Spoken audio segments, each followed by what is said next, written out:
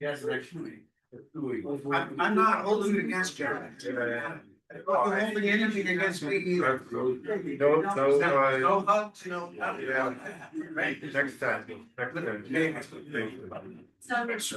No, but still haven't got used to it. Daily. no, No. I'm as far away as you want. I think I'm good. You know, I was saying when I was in the barn, all day working on some. But like I should be here. My wife was about she other thing over business and stay for one. I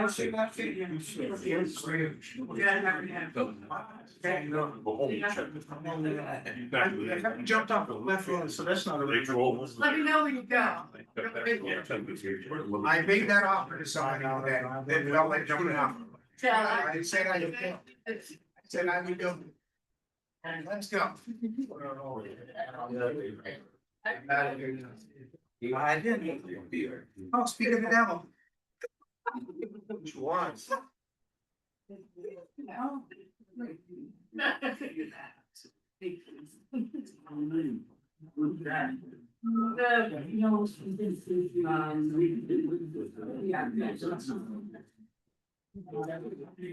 Well, thanks, I get your award. Yeah, say what? I get your award, that was the last one. Yeah, well, that's all right. You couldn't find anything to buy at the store. Next time I'll be late. Next time I'll be extra late. No, you're doing well. I'm supposed to be here in 3 minutes. 3 minutes early, yeah. You're good. I'm hurt. Right. Oh, that's it. Yeah, I can, I heard your picture. Oh, it's not, this one's better. There. Does that. Sure.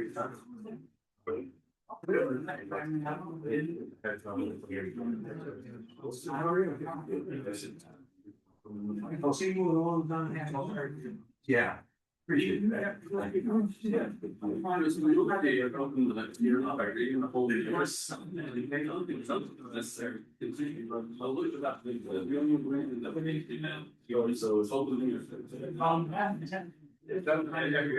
know, but I've always wondered if it make any sense when it's a thing that shake me out. No, that's okay. I'll just say long as it's not. I think I'll, Whatever you like. no, I agree with you. It's just first year starting. Yeah. It does be more efficient.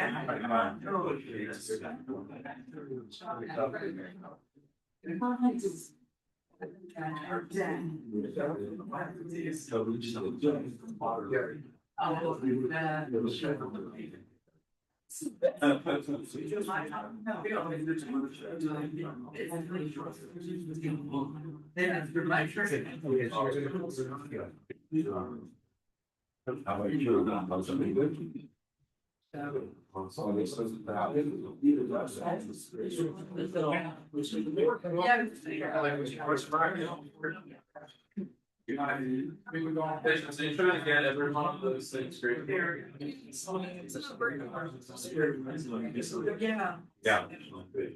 You need another? That's not on one way or another. Yeah. Yeah, it'd be good to have the chat window open too. Yeah. So, usually that works.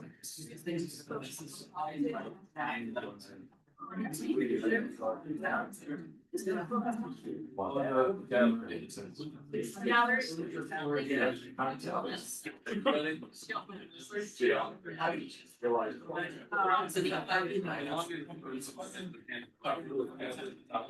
It should also.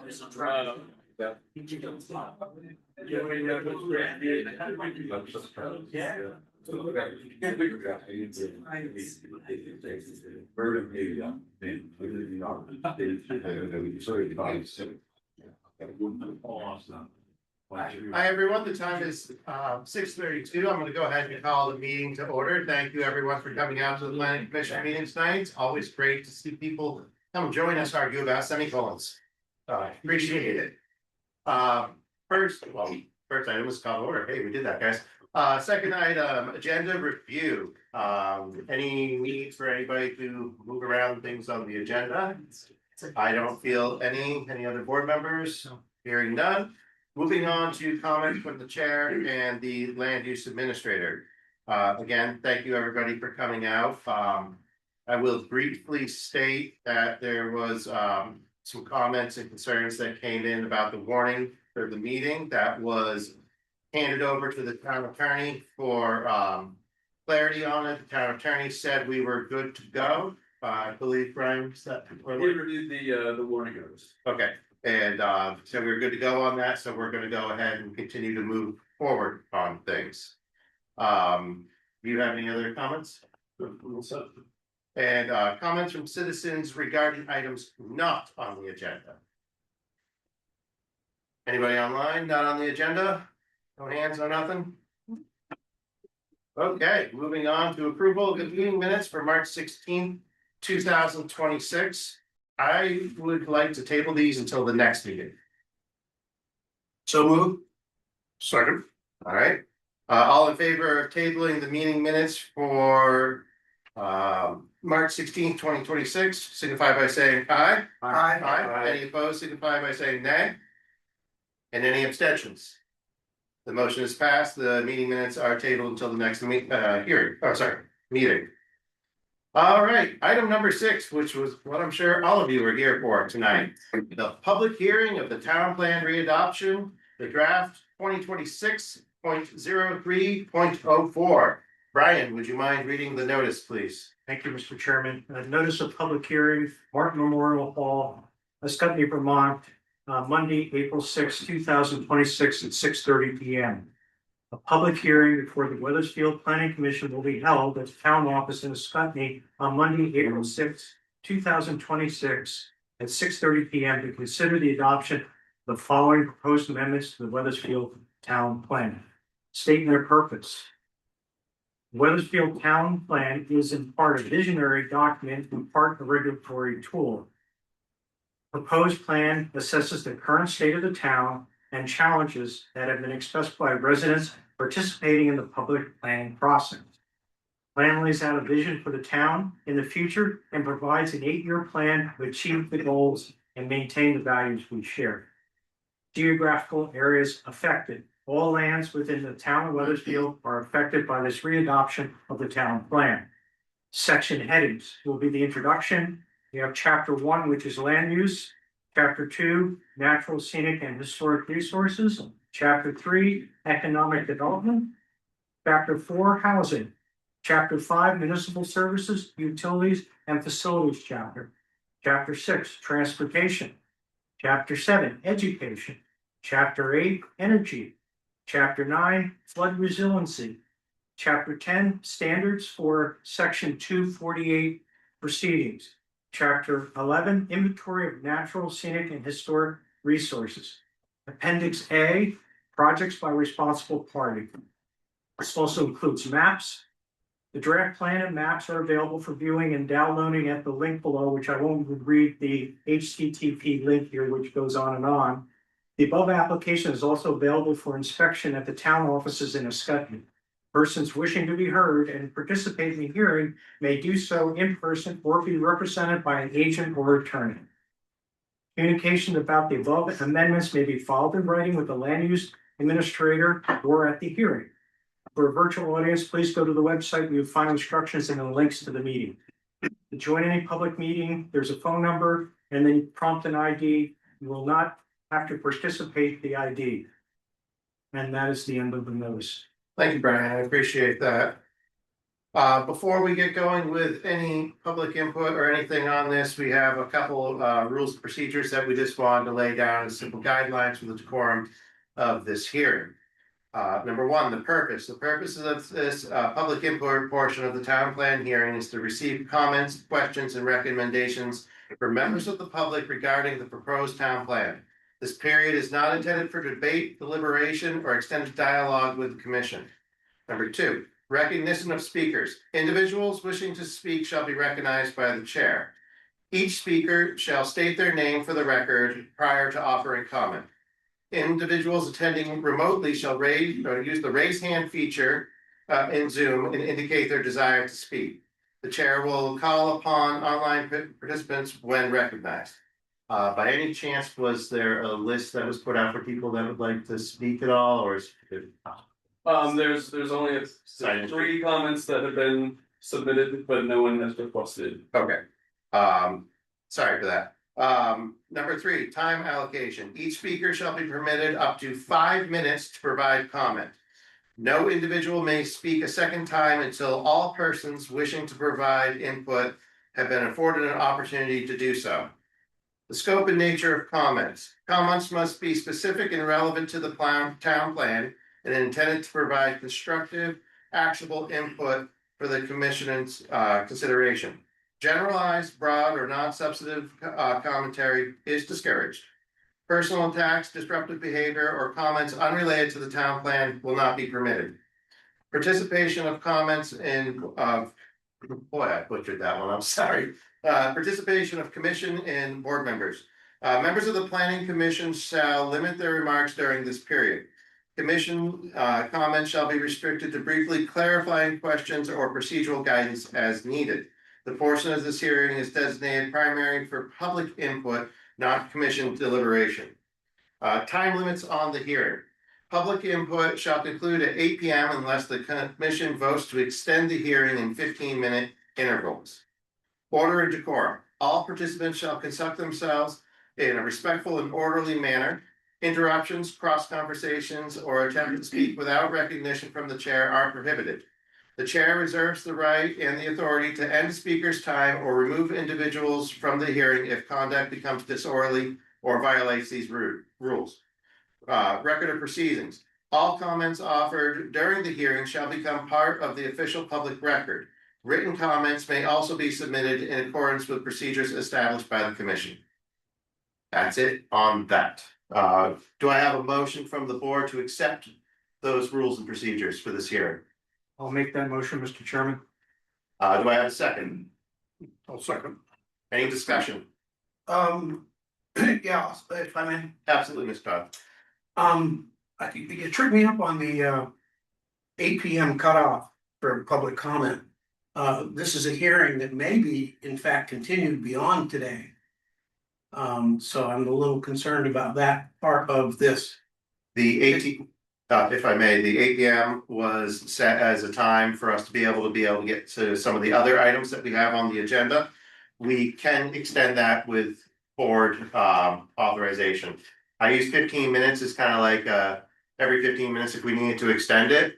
However, I don't think any of us want to be here until 10:30, 11 o'clock tonight. So it would be possibly advantageous to continue the hearing if we have to extend it too many times.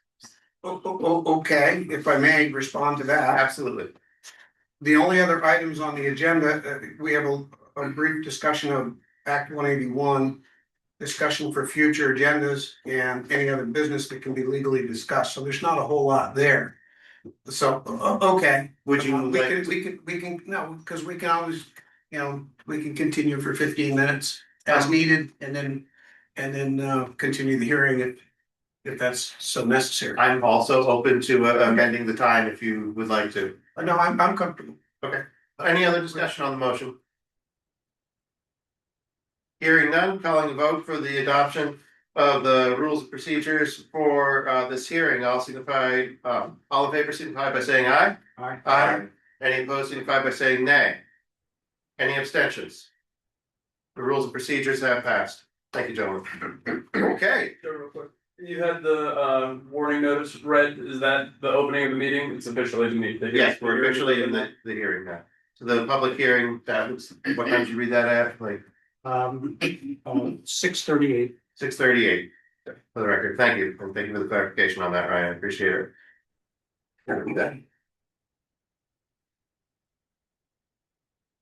All right. So here we are with the town plan. It's been fun. I roll my eyes as I say that. A lot of work has gone into this by the commission. Unfortunately, a lot of this work has also been conducted in a vacuum without a lot of people coming in to give their input on it. So I'm very, very glad to have everybody in the public here and online to give us your feedback, because it's very important to us. Ryan, would you like to give us a quick, well, I don't think there is a quick synopsis of all of this. Sure. Well, so this started at least 2 years ago. We had started working with another planner, and this goes back to we were trying to figure out staffing the office and getting all the work done. And she was supposed to be the planning official, initiated the project, and a year went by, and she moved on, and we needed to start fresh. So that's when the town plan expired. We spent the last year thinking about, can we just re-adopt the town plan as is, or what prevents us from doing just that? And as we got into it, we felt like there were changes needed in almost every category in order to bring the plan up to something that we believed in setting up to the select board. So that's sort of the reason behind the expiration, how long it took to come back around. But I think what we ended up with was something that the whole board has gotten much more familiar with all of the chapters and everything that's written in there. So I think it was a good thing to do to extend it that long, just to get to a spot where we're comfortable with what the town plan says. So Ryan, just a question or just maybe a little clarification. A lot of our revisions were because of state statutes also. Maybe you could elaborate briefly on that there were things that we had no control over that we had to do. So there's a state statute that dictates that allows for a town plan, what the town plan is, and it describes what needs to be included in a town plan for it to be considered by the regional commission as a acceptable planning process. And having a town plan that meets those requirements and bylaws that abide by the other state statutes in Title 24, Chapter 117. It allows us to have a partnership with the regional commission and the state more broadly, allowing us to apply for grants and things of that nature. So this town plan does follow not in chronological order the statutes that it needs to cover, but a lot of the chapters basically fall under the statute that says there shall be a plan for energy and there shall be a plan for transportation, and so we call them chapters in this plan. But yeah, largely what is contained in the plan is dictated by state statute. All right, thank you. And Mr. Todd. A point that's really important, I think, is as Ryan had explained, we were working on this for a long time. And things kind of fell apart a little bit, and the old way we used to do it, Mr. Harrison, I'm sure you recall, we could re-adopt an existing town plan without changes and move forward until we finished a new product.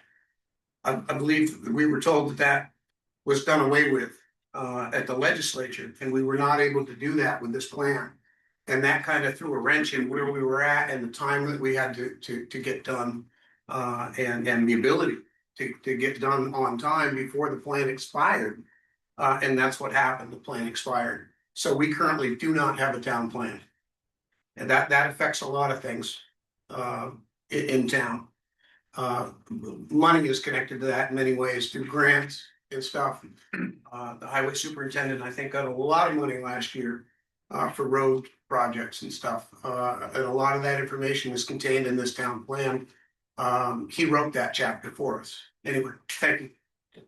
Any other commission members have anything to say about this?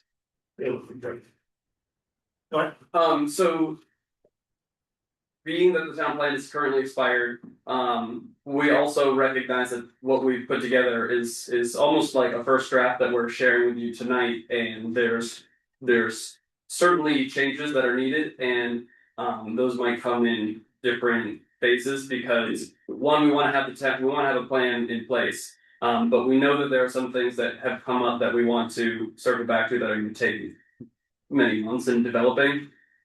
So I think we say it about almost every plan and set of bylaws that comes around, nothing's permanent. But there is a plan to continue working with it over the next year, and have potentially amendments at that point too.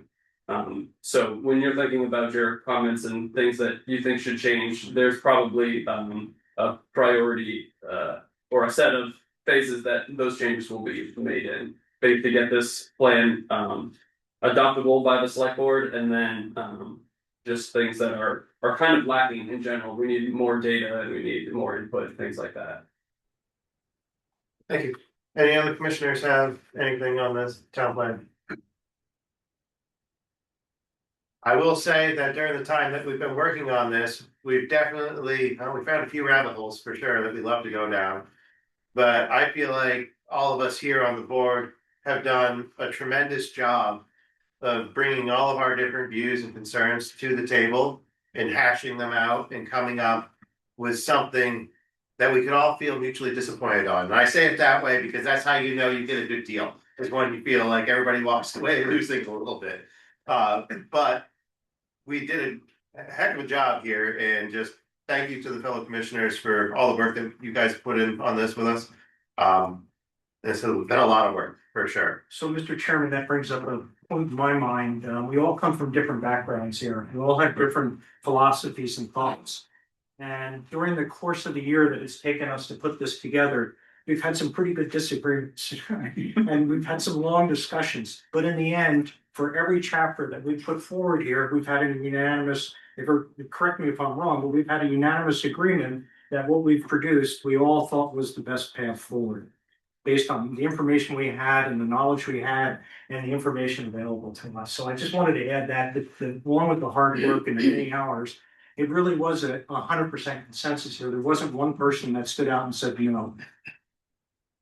was good. Yeah, so definitely an interesting process all the way through.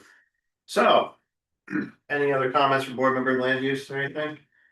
I'm assuming everybody's had a chance to at least glance at this very short document that we have presented here. And it's great to put you to sleep by, but it's got some great information inside of it. That being said, I welcome all of your opinions, good, bad, negative, anything we want to know about it. Again, we will be having the time limits. I have a timer here.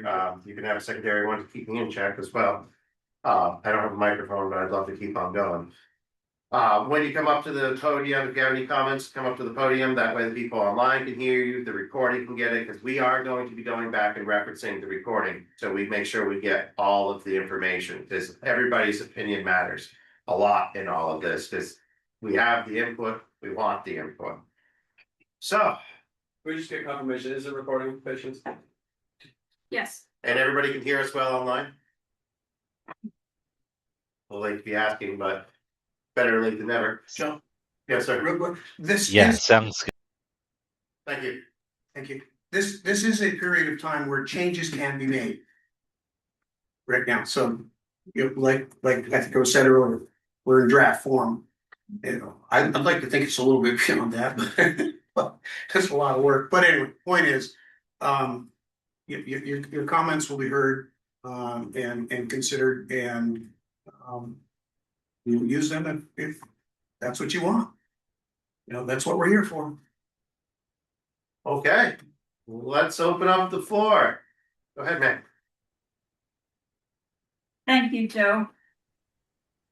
I'm Julie Levy. A lot of what I wanted to say tonight has already been said. I've been following this process since Paul Tillman was chair. I've seen some disagreements. I haven't been to every meeting, but I read every word of this document. I think it's really excellent and represents a lot of different points of view and a lot of background. I'm not sure people are aware that we have so much expertise on the board in development, in landscape, in aquifers, in clean water, in reviewing cases for decades of people who've come to the planning commission, natural resources. It's all here, and you've all disagreed about it, and you've all come to agreement on this document. So having read all of it, I think it's excellent, and I'm really happy that you're open to changes.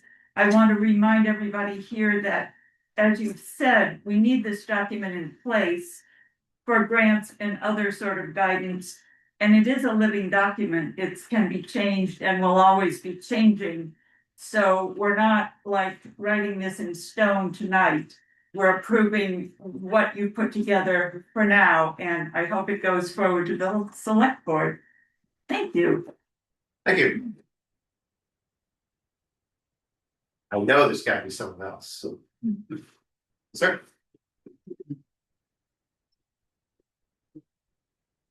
Hi, I'm Jason Rasmussen from Scandia Regional Commission. And so Callan did a review of your town plan. Callan's sick tonight, so you're stuck with me. But I think Allison's on line maybe, and she can fill in any gaps if he needs to. First of all, you've done a great job. It's a really big effort to do a town plan yourselves without outside help, so good work. So it's been alluded to before, but the Regional Planning Commission has a role to play after you adopt the plan. We're usually asked to approve it and confirm your planning process, and that's what makes you eligible for village center tax credits and municipal planning grants and all that sort of thing. So that's an important step. So we did a quick review just on the statutory requirements. We wanted to flag a few things for your benefit. We think there's a few things missing. A lot of them are really tiny and very easy to insert. And there might be a couple of other thoughts that might warrant further consideration, such as, does Weathersfield want the so-called tier 1B areas, which would make housing projects exempt from Act 250. If you do, the town plan should speak to that. And so I'd really encourage the town to think about that. Could you restate that?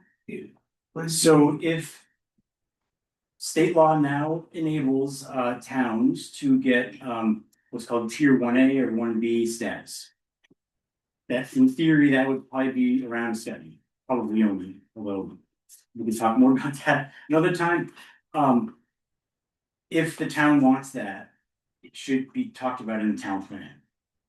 And what that would eventually do, if you put it in your town plan and it gets in our regional plan and it's approved by the state, it would give housing projects in, say, a Scotty exemption from Act 250. So it should make it easier to build a house, so to speak. So I would strongly encourage the town to think about that. Maybe that's something you do over the next year after potentially adopting this. Next question. I want to hear the rest of the things that were flagged while you still have your 5 minutes. So a lot of things are little, so I'm going to kind of gloss over those, but there should be a little statement about timing and sequence of development. We can give you a sentence or two, and that's pretty easy. Unless we missed it, the utilities and facilities chapter is supposed to talk about the needs of future growth. What's the priority of those needs? So like say water system improvements. What's the priority of that? What's the cost of it? How are we going to pay for it? There's supposed to be a statement about energy conservation. We didn't see it, maybe we missed it. And then we have newer housing targets and an ideal world that would address and include those newer numbers. They higher or lower than what we already anticipated? Higher. Do you remember, Ryan? I think it's higher. For sure. Well, Davistown, Louise, sorry. Any other slides or things? That's it. Ryan, real quick with your question. Well, so on the tier 1B language, we've only mentioned it in an action item that we would work with the regional commission on tier 1B. What kind of commitment needs to be in there to satisfy that requirement? Maybe that's enough. In an ideal world, you might say the area surrounding Scotty Village Center or something to that effect. That might take more time, so not a big deal, but I think that's really worth thinking through. So it doesn't need to be a commitment. We would like to try and attain that. Ultimately, I think it should be that, but maybe we're not quite ready to do that yet. Mr. Chair. Yes, sir. So Act 181, we're gonna talk about it later, but while you're here on the town plan, the previous Act 250 regulations before Act 181 exempted towns with, I think it was like, it's a 10 acre zoning exemption where unless it's commercial development on greater than 10 acres, Act 250 wasn't involved at all. So Act 181 changes that, correct? Yes and no. Okay. Generally no, but yes, in the future version of tier three, or tier three. And the road rule we need to play, Okay, but those aren't in effect yet. thank you. Thanks, sir. Boy, you hit that right on the 5 minute mark. Good job, sir. It's almost like he had time. Thank you, guys. Anyone else with public comment? There's no way we got through this with just two. Mr. Harrison.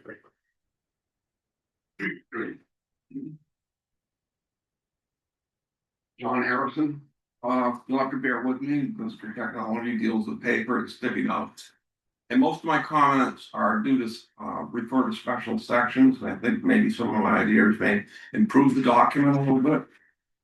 The first note is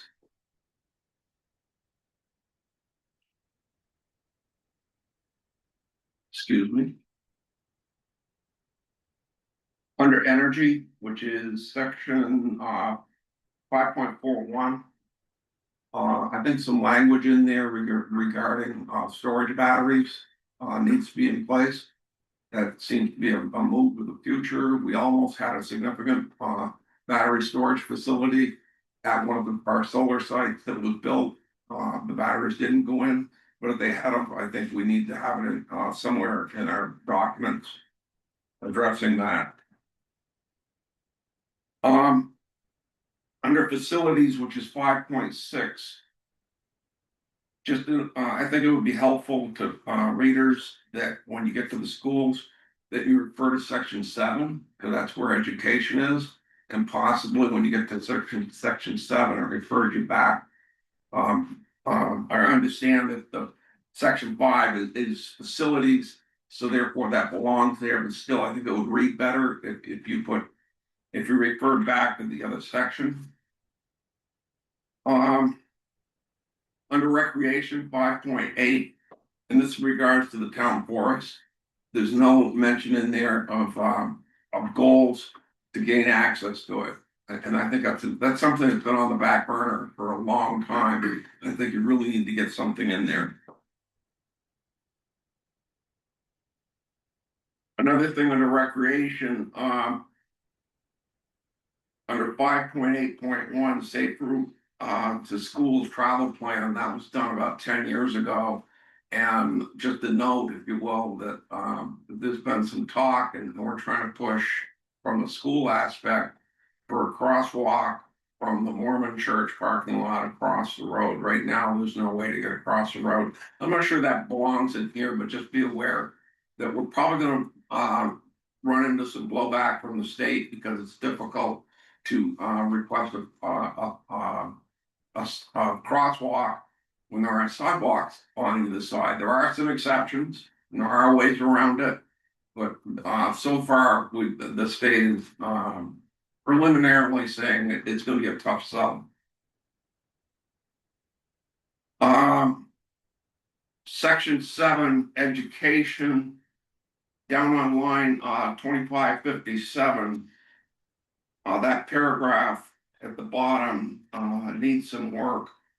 It says in 2018, the Windsor West Windsor school districts were merged to form Windsor Southeast Supervisory Union, a unified school district governed by a single board. There's a couple ways to fix this, and that's add Weathersfield and Heartland in that sentence, and then get rid of what would turn out to be redundant below that. Because actually, Windsor and West Windsor became the Mount Scott Unified District. So you either call it what it is, the Unified District, Mount Scott Unified District, and keep the other language, or get rid of the redundant language.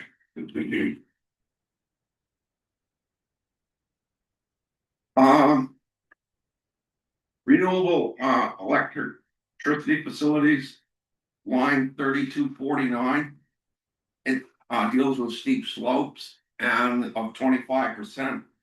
I understand what the logic is. Maybe you don't want any development on steep slopes, but it's quite conceivable that a south-facing slope of 25 degrees is a perfect site with other considerations taken in. I would recommend either taking that out. We're getting there.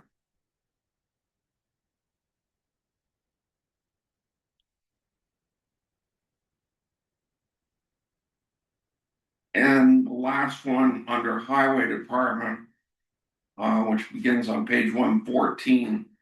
Something that I've been reading quite a bit about, and we've seen newspaper articles, specifically in New Hampshire, is the use of salt and chloride and the possibility of contaminating groundwater. And I think it would be wise to put something in there that we have a comprehensive plan for our use of salt and chloride, because we're dumping it we're dumping it 12 months a year almost on the ground. And the other thing that the town probably should be a goal is to develop a strategic use of our sand. The pit down in the bow is finite. It's going to be gone. Maybe not in my lifetime, but someday it's going to be gone. And when it's gone, it would be prudent to now have a plan on how it's going to get used to its maximum benefit. That was it. Thank you, Mr. Harrison.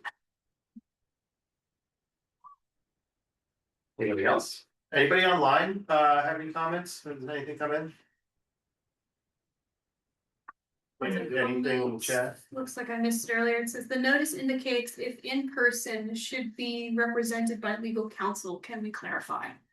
Can we state who the question was by for the record? Andrea Murray. Okay, and can you repeat it again so we can? The notice indicates if not in person should be represented by legal counsel. Can we clarify? Actually, the notice says an agent or. Bear with me 1 second. An agent or an attorney.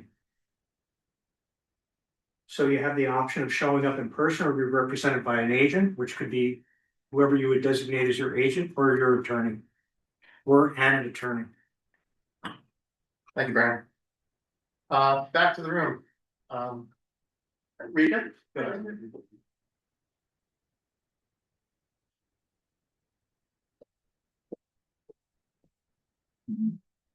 I'm Rika Henderson. I have to confess, I did not get very far in this because it's been kind of busy lately. But one of the things, and correct me if these are addressed later, but in the section about aquifers, you talk about water quality. I'm concerned about planning for water quantity, because all around the country, you're seeing that water as a resource is simply, it's not there. And so whether that takes the form of making suggestions or rules about things like irrigation and water conservation, plumbing kinds of fixtures and that kind of stuff, or, straightening drainage ditches so they go really fast, you don't get the water off, but that's not really good for keeping the water on the land. Something that addresses maybe developing plans for creating water recharge areas or, that sort of thing. In the earlier, and I also wonder, when we were talking about earlier on about land stuff, is it appropriate to say anything about maybe encouraging regenerative ag practices as a way of we talk a lot about using the land, using, it's all extractive. And that's not going to help us in the long run. We need to be also taking care of the land. It's a reciprocal relationship. So I defer to you whether that's appropriate for the land plan. And I got a little bit of a chuckle in terms of, one of our big land features is our forest. And the nice thing about forests is they don't require municipal services. That is until they start burning. And I think that, God forbid, don't listen. But God forbid, we haven't had a big fire here for a long time. And if that mountain starts to go, it's gonna be very expensive and it's gonna require a lot of municipal services. So I think that just also would be well to build something like that in. Most of my other things I have to say were minor, there were more punctuation stuff and I can give those to you later. What's our Thank you. favorite though? Semicolons. And this is the sign in here? Yes. Okay, I'll sign this while I'm up here. Thank you. Still got 2 minutes. Well, right there. Since I know that what we say here tonight can be incorporated in the plan and that when it goes to the select board, that's not a point anymore to make modifications and suggestions. So I'm curious about the process for making amendments along the way. Does that just happen now after, assuming that the select board approves this? Does that mean that from here on in changes can happen at hearings like this? Or do we send a note to the planning board, or how do subsequent changes and upgrades happen? Right? Well, so one clarification is once it gets to the select board, they are considering the plan that was approved and sent by the planning commission. Changes still can be made. It doesn't necessarily have to be brought back to the planning commission. It certainly can be if that's prudent. But if there were changes that the select board wanted to make, they could make them and then rewarn the hearing, and basically start with a new hearing at the select board level. It doesn't inherently have to come back to the planning commission. And so, I mean, I don't think we've talked as a board about what would happen, but I think it's likely that we'll want to deliberate either after comments here or at the next meeting if it's continued. But it has to be open public deliberation and then a vote. So. Awesome. Great. Well, man, Tom, yes. I'm not sure that entirely answered your last question. So after, let's say it's adopted, I think that's where you were going. It's all done, it's been adopted, and then there's something we want to change. Then that would be this process all over again, but just dealing with, like, say it's in one specific chapter. You're just dealing with that chapter. And we'd have to warn the hearing, have the hearing here. Again, the same process, then send it up to the select board and again, the same process. So it would, but it could be shaken down to just dealing with the one chapter or the one issue. So Okay. hopefully great, that thanks. answers that better for Yeah, you. thanks. Thank you. Andrea Murray. So, just a point of clarity on this one. That first question that she had asked, that was a text question regarding the hearing. Now, for our rules and procedures, I butchered that again. Everybody online or in the room has one chance to speak, and then we'll circle back around. But I'd like to poll the board on this one, just because her comment was up there for a minute, and it had to do with the hearing. Do we want to allow her to have her question now in general session, or do we want to wait until we hear the whole room? Mike. I'm good with looking at it as more of a point of information. Okay. And do you agree? Howard? Yep. Brian? Yep. All right. So Miss Murray, go ahead. Thank you. I had two questions. One, a statement that the table of contents makes it, based compared to the last town plan, makes it very difficult to skim through here for information and points. There's no sub chapter kind of identifying what's in those main chapters. So I would really appreciate seeing that more broken down so that somebody can review this for looking for information within this town plan. But my second concern is with the economic development goals. the focus of this town plan, from what I can see, is on conservation. That is the number one priority. I don't know if that's everyone's goal, but it seems, since it was drafted for the most part by the Conservation Commission, this does have a heavy conservation lean.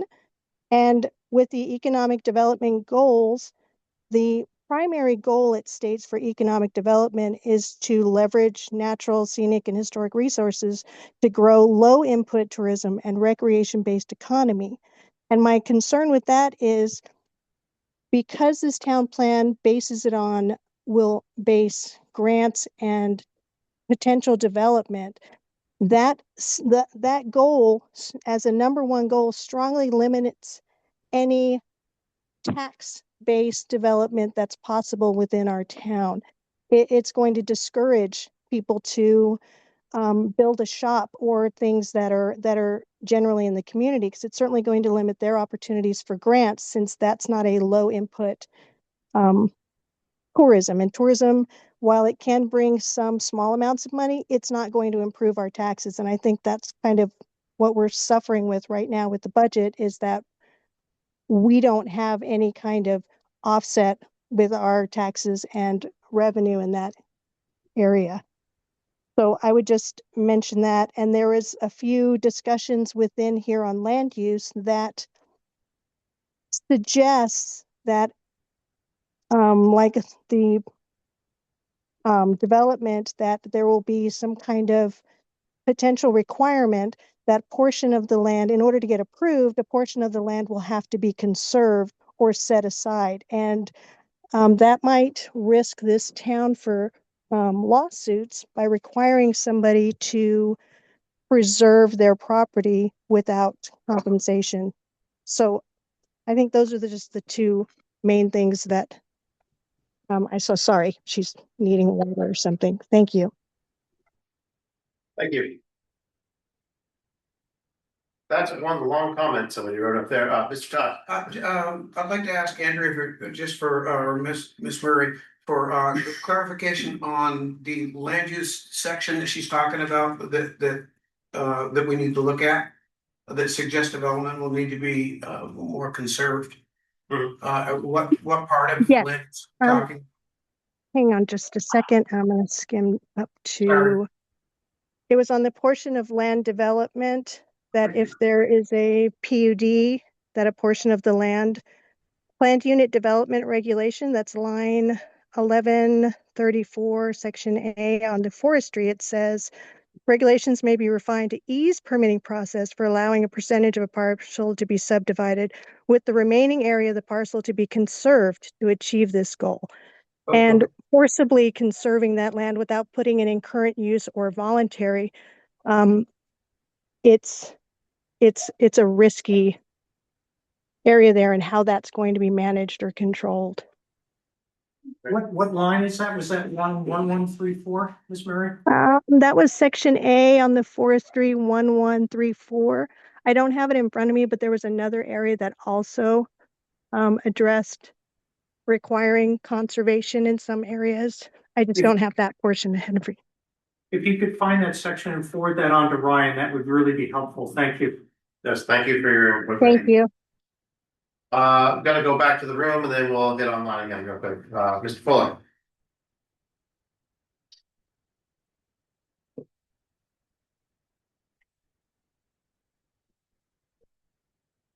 Dave Fuller, do I sign in, or I can do that after, right?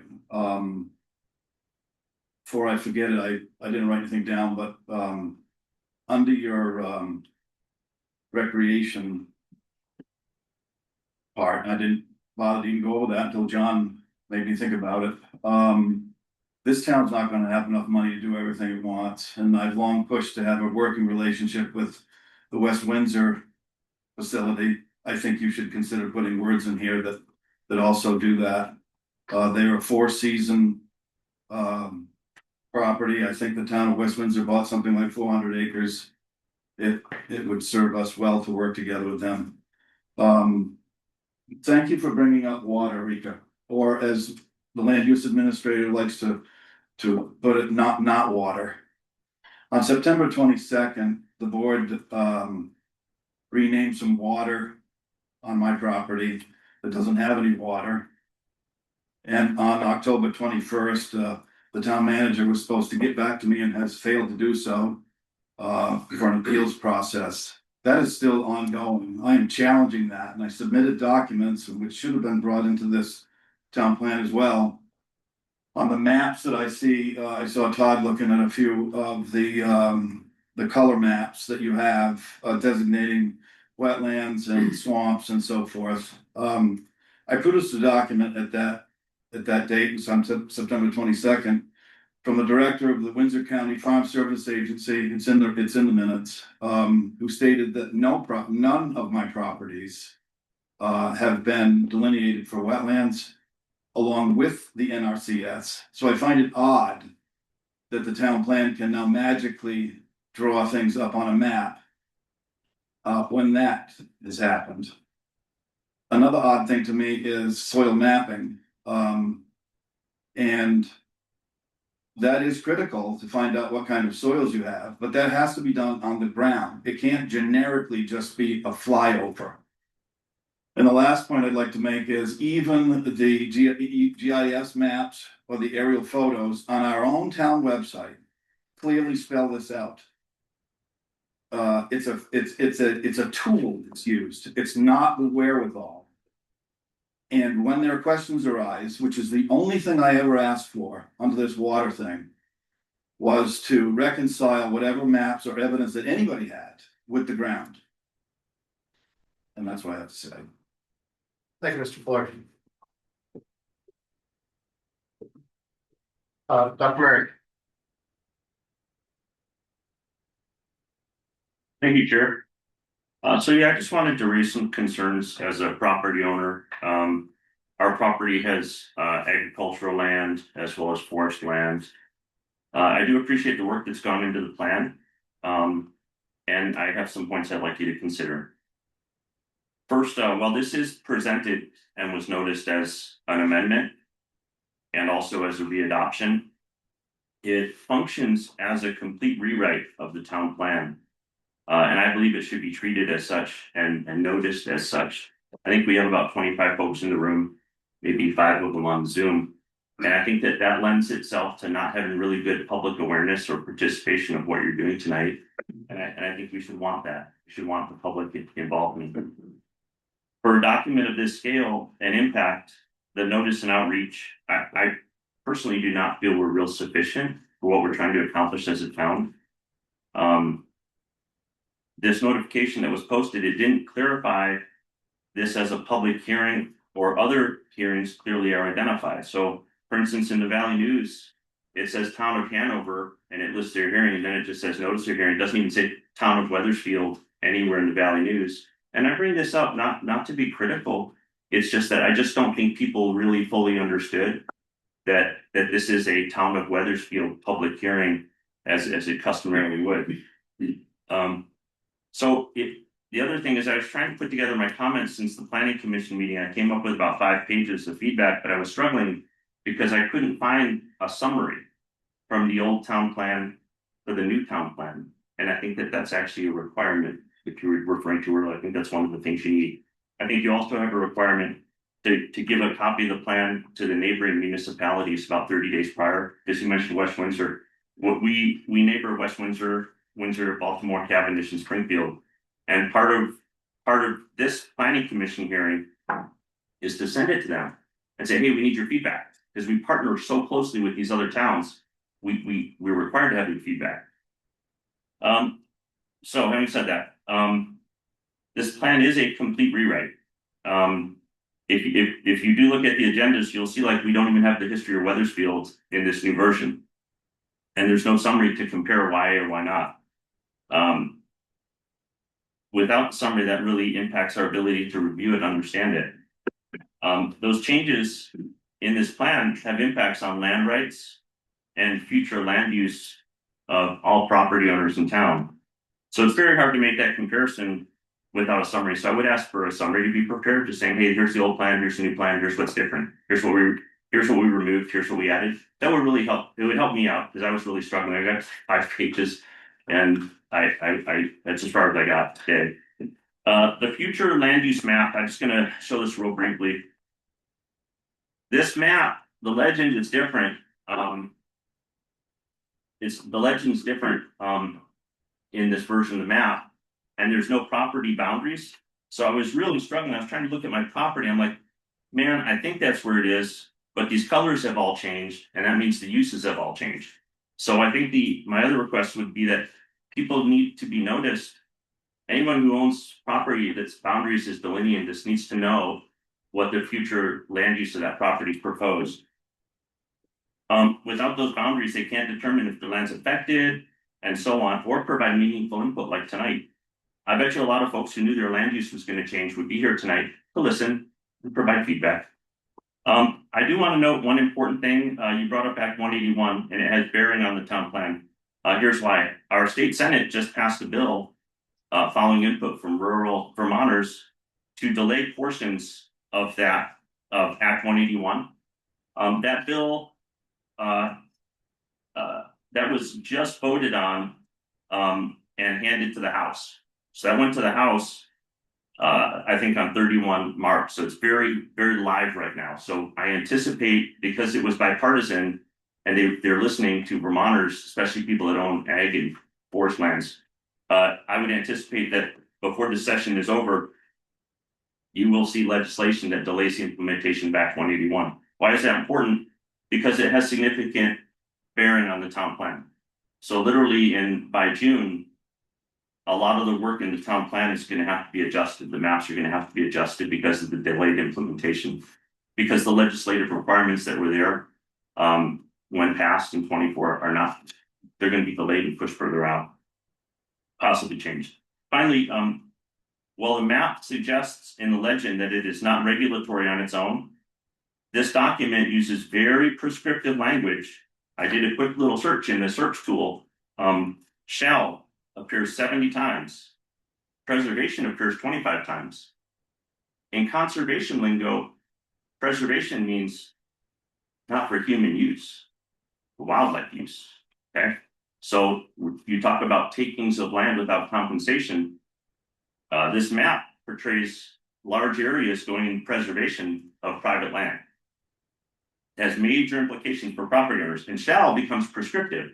That means you have a plan. That means you have to have regulations, ordinance, permits, processes, policies, et cetera, et cetera. So I would just ask you, at each instant of shall and each instant of preservation, major impacts using those prescriptive words. I'm almost there. Dr. Murray, I'm gonna have to cut you off. I've let other people go over 5 minutes, and you are hitting the 6-minute mark. I do welcome more comments after all the other members or of the public have come up, and then I gladly want to hear everybody's input, but I want to allow time for other people to speak. Thank you. Thank you, sir. Mr. Murray, if you can submit those comments in writing Yes, as sir. well, so we have them, please. Helpful. Yes, absolutely. I'll do it tonight. Thank you. We're gonna take a quick jump online real quick. I see that we have a small dossier written up there. I can't even, I can see there's a lot. There are two. All right, we'll hit one and then we'll go back to the floor and then we'll go back to the online one. Stephen Dauphin says, appreciate that this is a living document and can be revised as needed in the future. Thank you all for your hard work. For all the hard work you put into this plan. Okay. Back to the floor. Ms. Harrison. Yes, thank you. I have been here for quite some time now. I wanted to, unlike Julie Levy, I have not read this in detail, but I wanted to say that conservation concerns are heavily weighted in the town plan. There is a strong historic precedence for that. I believe that Weathersfield's Conservation Commission was one of the first to be formed in the state back in the 80s. I was a charter member of that commission, and many people in the room will remind the fight that we put up in opposition to a proposed brewery and a proposed wood chip plant. Both of those businesses were proposed for what is now Deep Meadow Farm, which I believe has high agricultural soils. So if the town plan has kept in mind concerns that Weathersfielders have long held, you are to be congratulated and I am very thankful. I would also like to point out that, I'm speaking off the cuff, but I believe that trade-offs between an area that is proposed for development, if that development is allowed on another part of town that has been marked as an area that people want to see preserved or conserved for wildlife use, that I believe is a generally accepted practice. And finally, I believe that the Weathersfield Conversation Group, which is basing its agenda on the Strong Town movement, has discovered that measures that make towns more attractive, and we're talking about land use measures that promote farming and agriculture and forestry practices, and also conservation practices for wildlife corridors or for human enjoyment of natural wildlife areas. Those kinds of measures do pay off and do have economic payoffs. And I think West Windsor is a terrific example of that, that the work that West Windsor has done with the Mount Muscatney Outdoor Group, with promoting hiking and bicycling, has paid off in a lot in ways that allow the store, the Brownsville Market, is that what it's called? The Brownsville Butcher to be, wildly successful in ways that no one could have anticipated. So those are the points that I wanted to remind you of, and I'm just going to write my name and then I'm going to go back to my seat. But thank you. Thank you very much, Ms. Erickson. Appreciate your input. The long comment. Naomi Morse. I want to voice my support for the new version of the town plan. While I have not read the whole 128-page document and don't understand a lot of it, I trust that the people who were involved in creating it are more knowledgeable than I, and have the best interests of the town, its residents, and its environment in mind. Nothing here is set in stone, as it's a living document and can be changed when needed. I believe that we should put trust in the experts that put this together and adopt this new version of the town plan. Thank you. Back to the floor. Yes, sir. Hello, I'm Lawrence Turner. I'm actually fairly new to town. I've been here just over a year and own property in town. I actually have read this document cover to cover several times. I have to be transparent. I am formerly the Director of Conservation at the Mendocino Land Trust out in California. I also work with the Androscoggin Land Trust up in Maine and the Mountain View Water Improvement Association in Southern California. I think you all should be commended on this plan. It looks amazing. It's a living document, as it's been said, but I think that really the whole plan envelops why we moved here, with the rural nature of the town, with the eye towards the future, and with the eye towards things that are important in the area. So I just wanted to offer congratulations to all of you, and I would strongly support moving it forward. So thank you. Hey, you got 4 minutes left. No, that's all good. You can always ask me questions later. Anybody else online? Any other hands raised or? Oh boy, I gotta choose. Yeah. You can do it. It's always ladies before. And I've also read and reread the plan, and I Could want you to state say. your name, please? For the Oh, record? I'm sorry, Thanks. Susan Weiler from Burtonsville. I want to say I'm in favor of adoption, and I found that it was easily understandable, well illustrated, well written, and does not raise more questions than it answers. And that speaks for me. I'm concerned that any equivocation in the language will be a problem for us in the future, opens up some challenges. I acknowledge it's ambitious, but it's what we need to move forward. It provides direction and designates responsibilities to those on pertinent town committees. And I believe the passage of it will help draw more people into serving on town committees, simply because of the challenges it presents and the options it offers to us. Thank you. Thanks, man. Still got 4 minutes. Trying to give you this. Just a little bit. in there. Thank you guys for your work on this. I appreciate it. I think I have, in my first 5 minutes, I have some specific items that I'd like to talk about that are in the town plan, just sentences here and there that I'd like to change. And then for my second 5 minutes, if I don't get through that, I'd like to talk about the maps, maybe like understand the process we envision. This is a hearing tonight.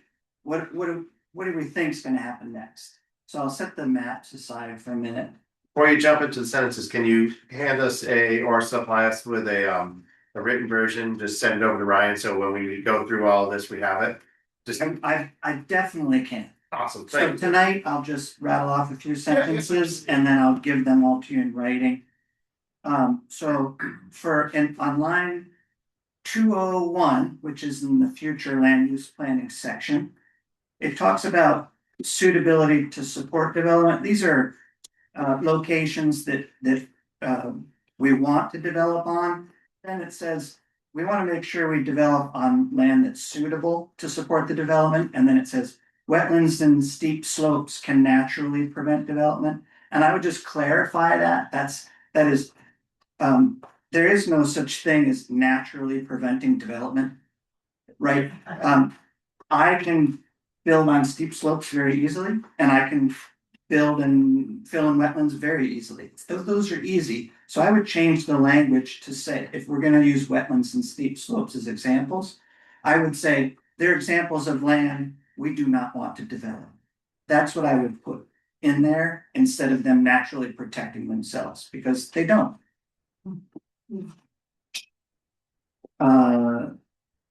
I think I'm now in the area of line 439 for perspective conditions on new earth resources. And what I'd like to have the planning commission think about is we have a handful of active cores. We're going to need more. I would like the future land use map to say where we want that. The map should look at those areas where we can tolerate some banging, some blasting, some noise, and put them on a map. Because if you can't do it, then the landowner who comes along on some rural dirt road and says, congratulations, I'm in the conservation district, which is where you tell them in this plan you want extraction, then that little rural road becomes a quarry, highway. So I would encourage you to either describe in this that the extracted resources have to be on high volume, adjacent to and on high volume roads, or put them on the map so we know where they should go. That's my comment about that section. In section right at number 627, perspective conditions. This is where we're talking about improving the conditions for viability of commercial businesses in towns and modifying those village areas, for example, to allow more commercial uses.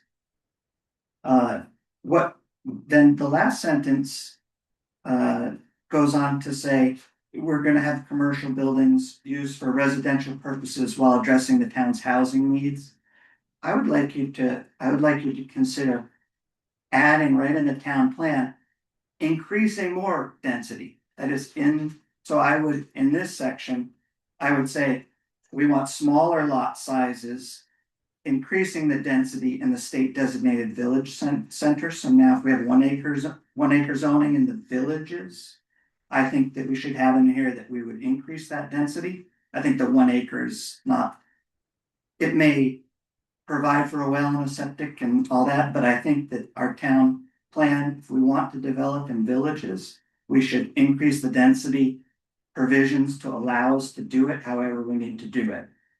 So smaller lots and the state designated village centers. And then I would consider that same increase in density for all the village districts.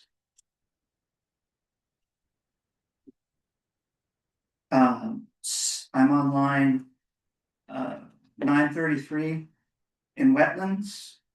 We're our goal stated here is to avoid interfering with the natural functions of wetlands. And then, I say the board has made the determination that the current local, state and federal regulations are considered to be sufficient for achieving the stated goal at this time. And I think what is new, maybe since this draft, is that the federal government via the EPA no longer would be regulating most of the wetlands that we have. They would do some along the Connecticut River where it's navigable, but most of our wetlands are not. They're still, I think, important. So I can get behind leaving this sentence as is with that recognition, but I would add a sentence that says, if the regulations are reduced, this consideration will be re-examined. Just so that in the event that the state of Vermont also fails or folds, then we still have the ability to look at those wetlands as something we want to protect in the town. Okay, thank you very much. I let you go to 6 minutes. Do you have many more sentences to go through? I have a handful, but not many more. Not many more. We'll come back to you. Thank you. Yes.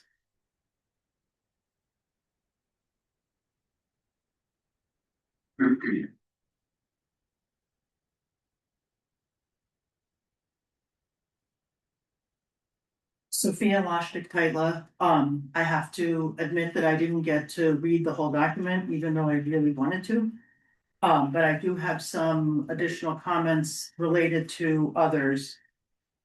So as we're talking about it being a living document, I would add it in your beginning part to say this is meant to be a living document and updated through the year or something that allows it to be more living than we would normally think about a document. And then to Mrs. Murray's comment, we should, if we're not gonna have a revision history, that is gonna be a lot of work based on, because I didn't look at the previous version. We should at least indicate how much we revised this, or that it, because it's a main rewrite, and then maybe go by sections. Previous section, this is now described here so that people can, especially those that are very know the previous document, can get to the right sections. And then I guess in terms of the economic development conservation, I guess I want to make sure that we are like not are careful in terms of the maps and where really we want to be conserving and telling a homeowner or a landowner they can't do X, Y, and Z. That's all I had. Thank you. Thank you very much. Still got. Thank you. I tried. Any more questions online coming in?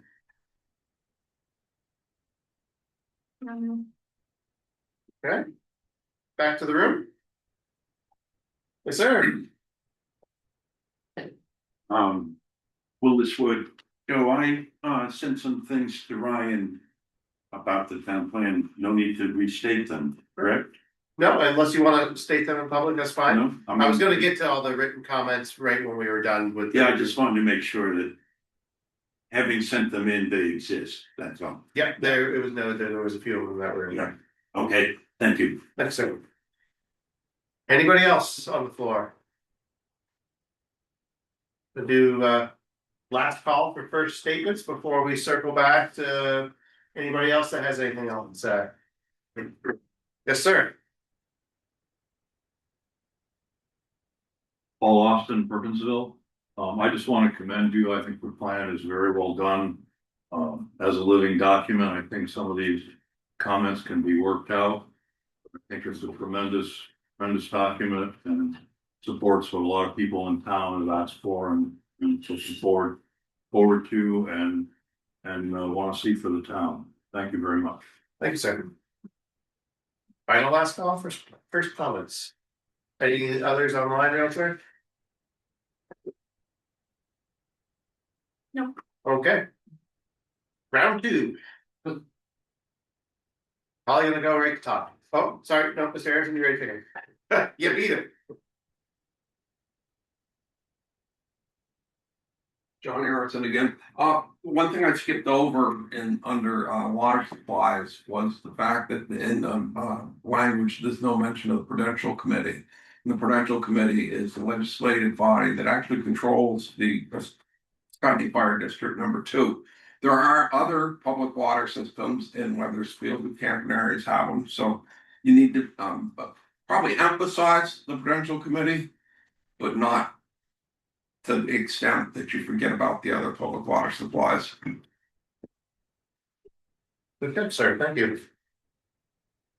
Anybody else, second comment? Dr. Murray? Thanks, Chair. I do think that we're using a term called working document, but I just looked up the definition, and a working document is one that evolves as new information, conditions, or decisions arise. So a working document is something that's always open. So I don't think that that would be the case of a town plan. You know, you have the hearing process, you have the adjustments, the select board does hearings, you know, and then it's published. And you know, you can notice and revise it, but it's not, I don't think it's actually a living document that's just kept open and constantly revised. I do have something to provide you, and this is just, I was mentioning the Act 181 dates. The road rule is going to be delayed per the Senate Bill 325 if it passes the House and the governor signs it. The projected date would be July 1, 2030. Tier 3, sensitive resource areas. S325 legislation has that delayed to July 1st, 28. Interim housing exemptions, that is proposed to be extended through 2030, those housing exemptions. And then Tier 3 rulemaking deadline, right now they're looking at 2027 or later, possibly as late as 2023. So I'll leave that with you guys. And then how am I doing on time, by the way? You have plenty of time left. Okay. I got to about 5 pages of concerns for you to consider. And habitat fragmentation regulation. The concern there is it introduces wildlife habitat regulation into local permitting, which would restrict normal land use that we currently enjoy. And I'll just mention a couple of these and I'll leave it with you because there's not going to be time. Development restrictions based on future land use map. Based on that map and the town plan, future land use maps can become tools to limit property rights without compensation. So an example would be if you're in an area that you're no longer to perform, like i.e. or a forest tract, you can't subdivide or develop, that can limit your activity. There's many examples. Access and driveway consolidation. The concern would be this could limit subdivision opportunities and increase costs for landowners. And I have a whole bunch of these restrictions on class 4 roads. Aquifer Protection Overlay District, it can place broad restrictions on private land that do not currently exist. River corridor floodplain zoning expansion, that could extend beyond FEMA flood zones. Vegetative buffer restoration requirements could remove entirely or replace to clarify that buffers are voluntary. That would be a fix that you could possibly make. Is that concern that it could create barriers? And dark sky lighting standards. This could impose costly compliance requirements for people that have lights. You know, for instance, if your barnyard or your corral is lit up, you rely on those lights for safety reasons. So this could put a big cost on folks that run evening lighting. Expanded conditional use review. The concern is their highly subjective standards would create a lot of uncertainty. So I think that many of these are things that you can address. I just think it would take the time to go through and make sure that we're not placing an undue burden or removing a right which property owners currently enjoy. And I'll leave this with you guys. Thank you. Thanks, sir.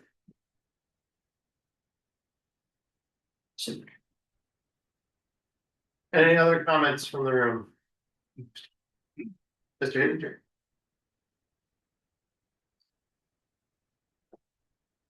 This year.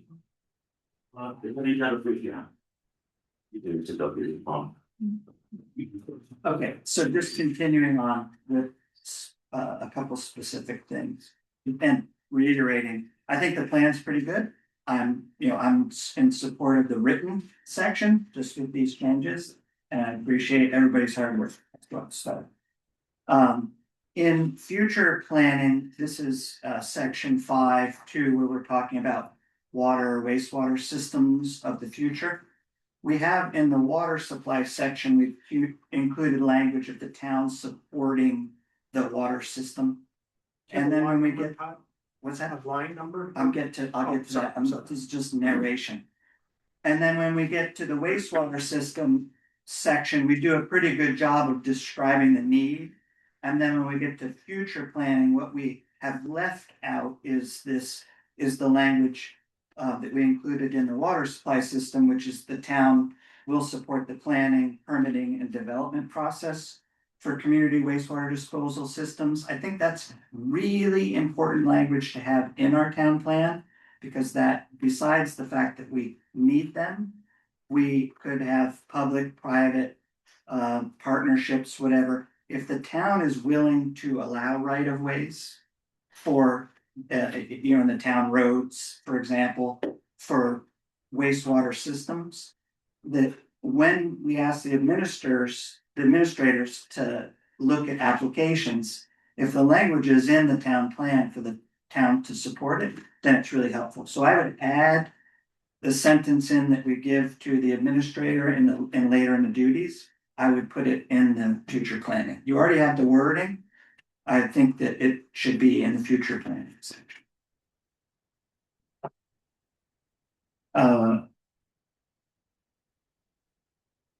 Sorry, I didn't tell you the line number that was. That was what was missing from 1653. 1652? 1653 is blank, and I just filled it in. And where was the line that you were saying to take it from? It's in your duties, the land use administrator. Administrative action. Okay. It says work with town manager to address wastewater related challenges, blah, blah, comma, the town of Weathersfield will actively support the planning, permitting, and development. That's the language, just in the wrong spot, because you can't, in your role, you can't do that. Maybe you can. You can't do it effectively if it's not in the main section. Okay. Now skipping quite a bit to page 79. Item 3061. Planning Commission action is to develop a regulatory process that requires driveways to be located outside the flood prone areas. Driveways shall be designed to divert stormwater before reaching from roadside ditches to reduce flooding. This is in the flood resiliency goals. I would strike that as a goal for you guys in the Planning Commission, because if you go up one, it says this Planning Commission action is to establish zoning regulations that promote avoidance of development in erosion prone areas. I think that's sufficient. So the reason I say that is because I don't think we want to focus on any particular thing, like a driveway in a flood prone area, as something that you need to make a rule for. If we have, if you do what you've already stated before, which is to do good flood hazard regulations, they're gonna regulate all the development there.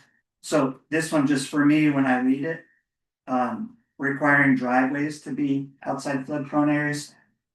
And if we need a little bit of a driveway in a 100-year flood zone to get to a big area that could be developed, I wouldn't want this section to prohibit that. Okay, last one. This is just record keeping sort of in item 3279. 10.15 is the standards for wind generation. Wind generation is a renewable energy facility. So you have 10.14 is talking about standards for renewable energy facilities.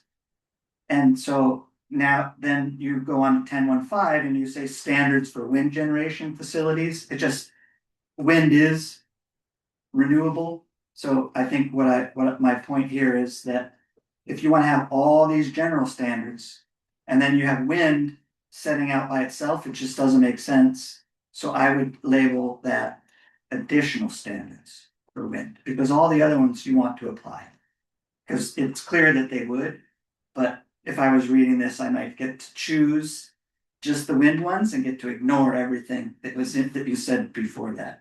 Okay, do I have one more minute? Yeah. Okay, Is this all in the sentences or are we gonna go? into that's that? it. Okay, That's it for the whole written plan. That's all I have to say. okay, The whole plan. there's a question online, then we can come back to that, just so we get into all your maps. Yep. Because it has been 5 minutes, 30 seconds. Online question? Is that me? Yep. Thank you, Andrea Murray. I actually am a little bit on the lines of what Todd was saying when I'm reading through. If there was a breakdown on the introduction where talks about the chapters, when you're in chapter 2-1, protection of land resources, there's a habitat, but then you have 2-1-2 in the line 799 working landscape, which specifically discusses land use, and 2.1.3, which also specifically discusses land use. You may want to consider putting that up in the land use section, because when it identifies natural, scenic, and historic resources, that law is not basing it on farm land, and that's not considered a protected resource in the same way. So I think if you want to consider those two sections, probably should go into land use, where they're discussing the soil quality, et cetera, when you're considering uses of land as opposed to natural lands, protecting and preserving lands, aquifers, protecting, preserving natural and historic features of the landscape, natural and fragile areas, which is different from actually using farmland, etc. So there's a few areas in there, but like I said, it's difficult because I can't just jump to different sections since the table of contents is unclear. So I would just say that I don't know if you can go through those sections to make sure that they're in the right categories. Thanks. Thank you. There.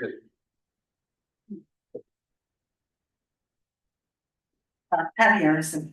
I just wanted to remind the audience that landowners have always faced some restrictions on what they can do on their property, and those restrictions in the form of zoning regulations. Zoning regulations, for instance, that have to do with intensity of lighting.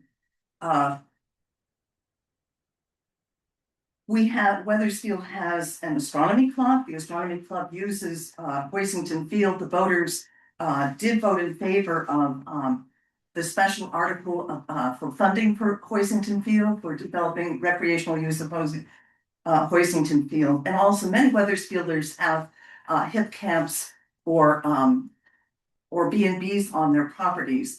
We, as you may know, we have a hip camp on our property, and people always speak about the beauty of the night sky and how much they appreciate being able to see the night sky with very little light pollution. So I think that once again, traditionally, we're speaking about a Weathersfield that values its rural character and has always done what it can to protect that rural character. Thank you. Thank you. Anybody else in round two? Bullard.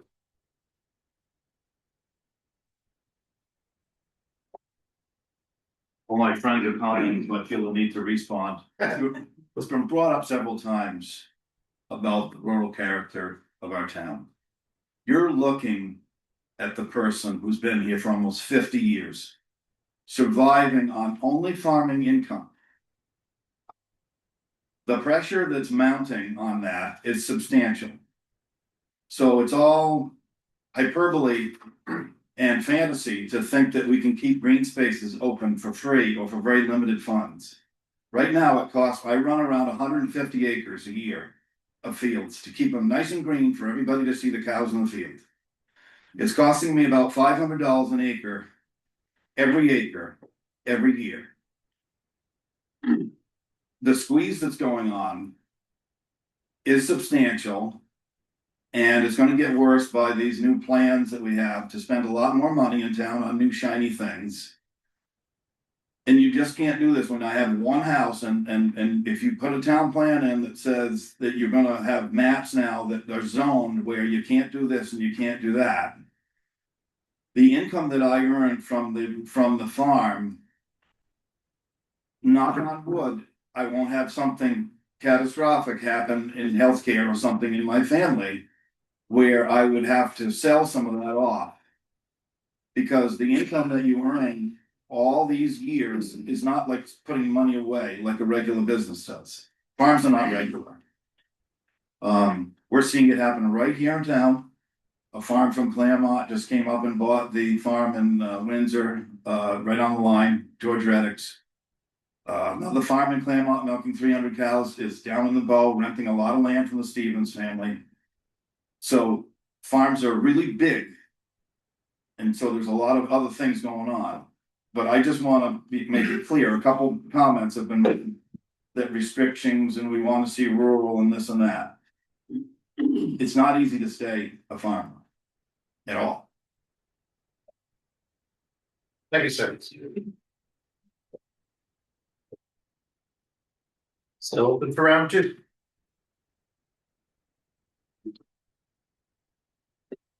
Technically, it's round three. Oh, no, sorry, that is round two for you. Yeah, right. Well, I'm losing count. Okay, sorry. I apologize for that. No, it's okay.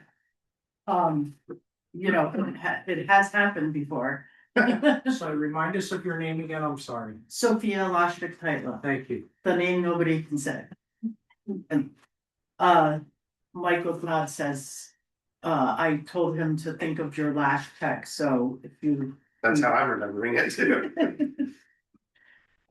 So. There is a Point of order before you get started, we're at 7:59. Do you want to extend now? That's a very good idea. Thank you, sir. I knew you were gonna get me on the clock. I knew it. I'll make a motion to extend the meeting by another, or the hearing by another 15 minutes. Second. Okay. Howard. Right. All in favor of extending the meeting for another 15 minutes, signify by saying aye. Aye. Any opposed, signify by saying nay. Any abstentions? May not continue, and I paused it for that too. Thank you. I just have one big concept to talk about, so, to what Mr. Fuller was just talking about in all the restrictions we wanted or are thinking of making, I think we need to think about the fine line of restricting to conserve and to make sure that we have enough water. At the same time, understanding where farmers are and where people are in terms of the use of their land. And so I would suggest being very careful about how restrictive we are to start, so that we can move towards further restrictions and especially water conservation and such, but to be careful of, well, you can't, like, if I came from a place where like you were putting a nail in your house, you almost needed a permit. We don't want to become that. I moved here to not have that. So we want to have enough for certain areas that are really safety and, required in a general sense, but for the, even for somebody to put another house on their land, to not say, you can never do that kind of thing. Yes, you would need to get it permitted. Yes, you need to think about certain things, but to just, so we're not too prescriptive. That's my only other thought. That pen. That pen really doesn't want to be there. Do we have a comment online or a hand raise? No. No. Okay. Todd,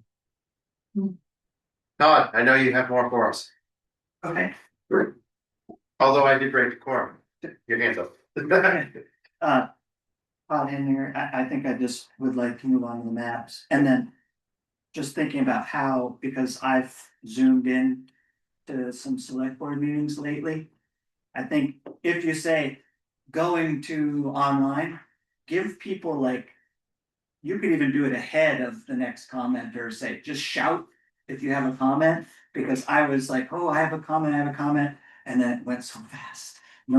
I never got to say anything. So it's hard for you guys sitting here to have that 15 seconds or 8 seconds of silence, but if you can, it can really help on that end. Okay, I appreciate that feedback.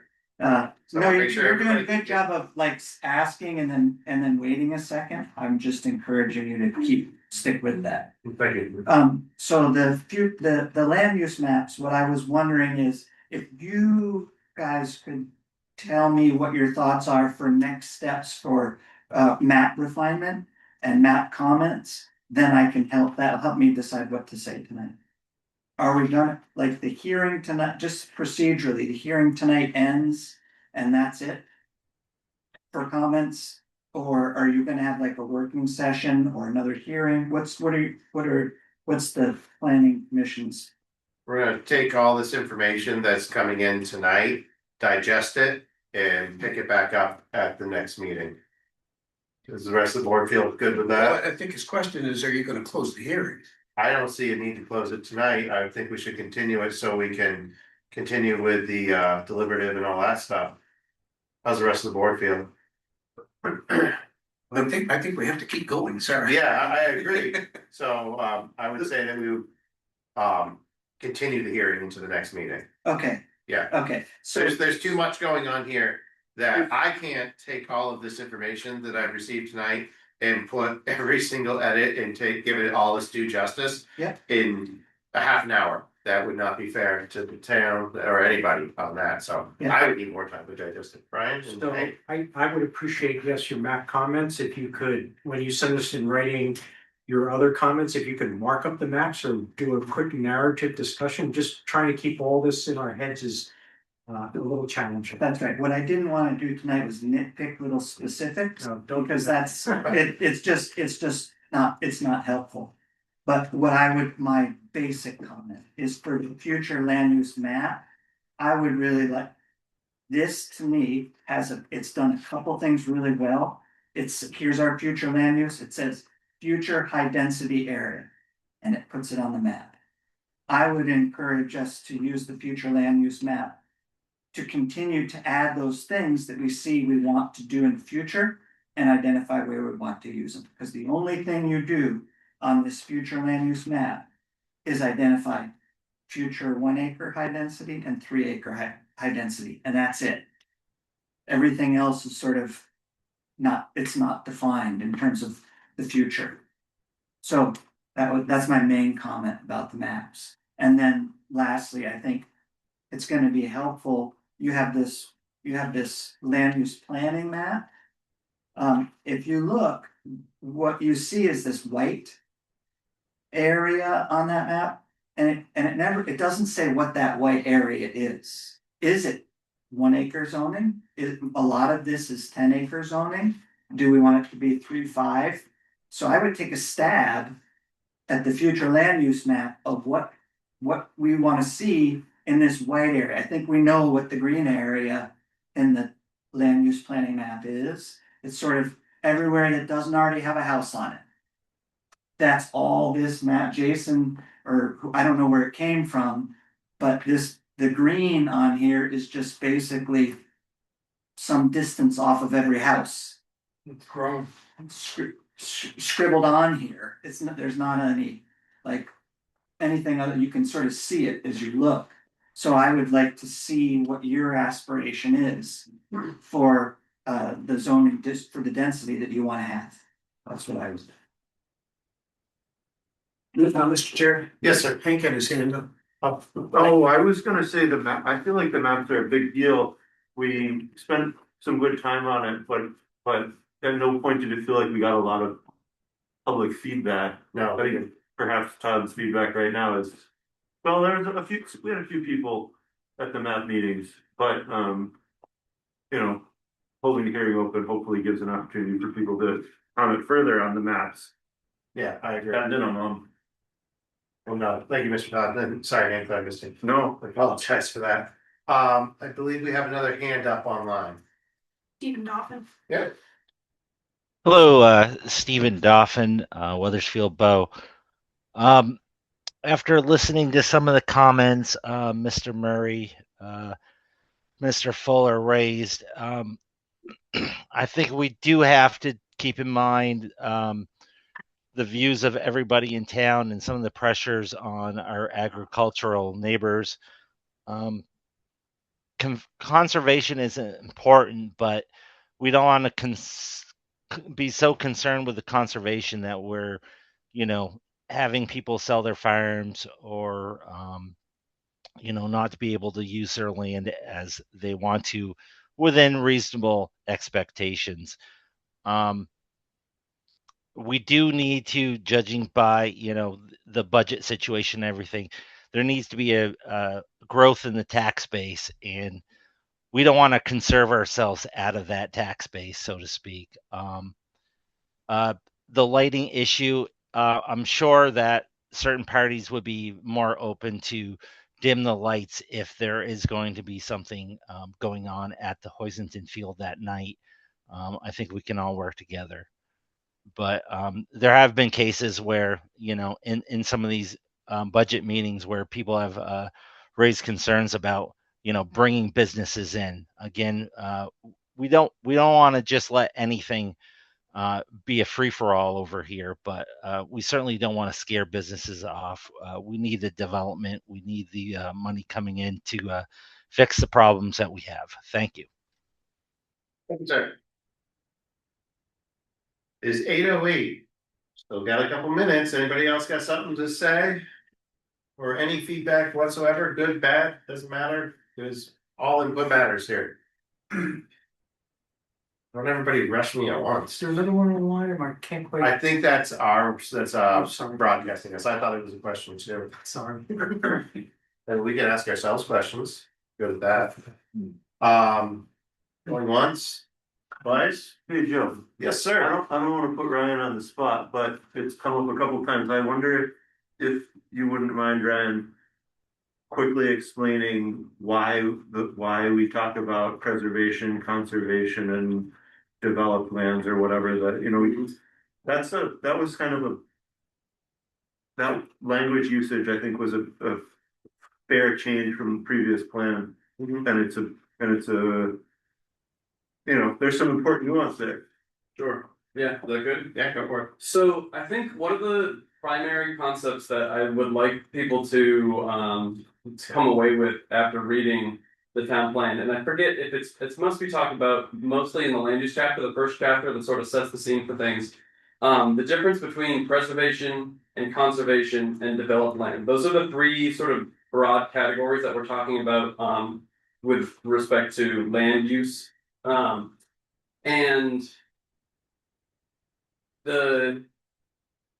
I guess my background in education sort of highlighted the Adirondack Forest and those debates that went on when that became a state park with people living in it, and it was the preservationists pitted against the conservationists, and the people who worked the land or who were the hunters, fishermen, people who've been there a long time. Those are the conservation side, and the preservation side, which is more make it a state-owned, restrict who can live there and what they can do on the land, things like that.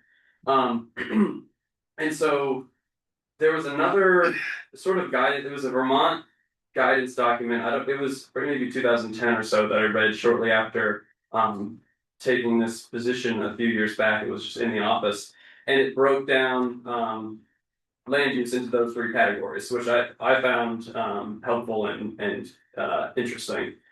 And so basically, I think you'll find throughout the plan, it's really advocating for conservation, as conservation is the use of the land, responsible use of the land. So conservation is defined by agriculture and forestry, and we even lumped earth extraction sites into a portion of that to say basically these natural resources are things we rely on that we need to be able to utilize. It's not don't touch this. It's we recognize that we need to use it and use it responsibly in a way that doesn't spoil it for the long term. So when we talk about preservation, it's intended to be very narrow and specific as to what it's trying to protect. So we're not talking about preserving farming. That's because that falls under conservation. That's human usage of that land. And so I think one of the things that we get hung up on is the term conservation restriction or conservation easement. When somebody's voluntarily sold or donated their property, their development rights for permanent protection of that land. And so I think sometimes there's a misconception that that is what conservation is. And that's one sort of pretty narrow part of it. So where we have in the future land use map, most of the town is shown as falling in that conservation land category. It also shows deeded development restrictions to highlight the parcels that have actually been conserved by deed. It's as up to date as we have. There are a couple others. But the rest of the space is shown as either dark green, which is forest blocks, literally doesn't have development. Well, it doesn't have houses and buildings within it. And then the rest of it is shown as rural, which to be fair, isn't necessarily defined other than in the section that talk about rural character and what that sort of includes and what is meant by rural character. But it all sort of aligns with what is right now the rural residential space where and actually I think there is a section where we talk about what rural means, and it's sort of it's residential, and those residences are not at a high density. And those are usually occupying space that were once larger properties and were farms in the past, and maybe don't support full-time farming as their primary use. But people do live there and they do farm it, either for a hobby or for additional side income or different levels of that. And I think that's discussed in either the land use chapter or another one. Yeah, right. Point of order or time's up. I was just about to go there. Just if you want to look into those sections further, there's section 1.3 starting at line 247, going down a couple of pages in there, and it kind of gives a little bit more in depth to everything on there with the definitions. Because I know I got hung up on that, and get a little explanation helped out. Sure. Now it's 8:14, and we can go ahead. I'll be that way too. So, thank you for all of the input from everybody online, in person.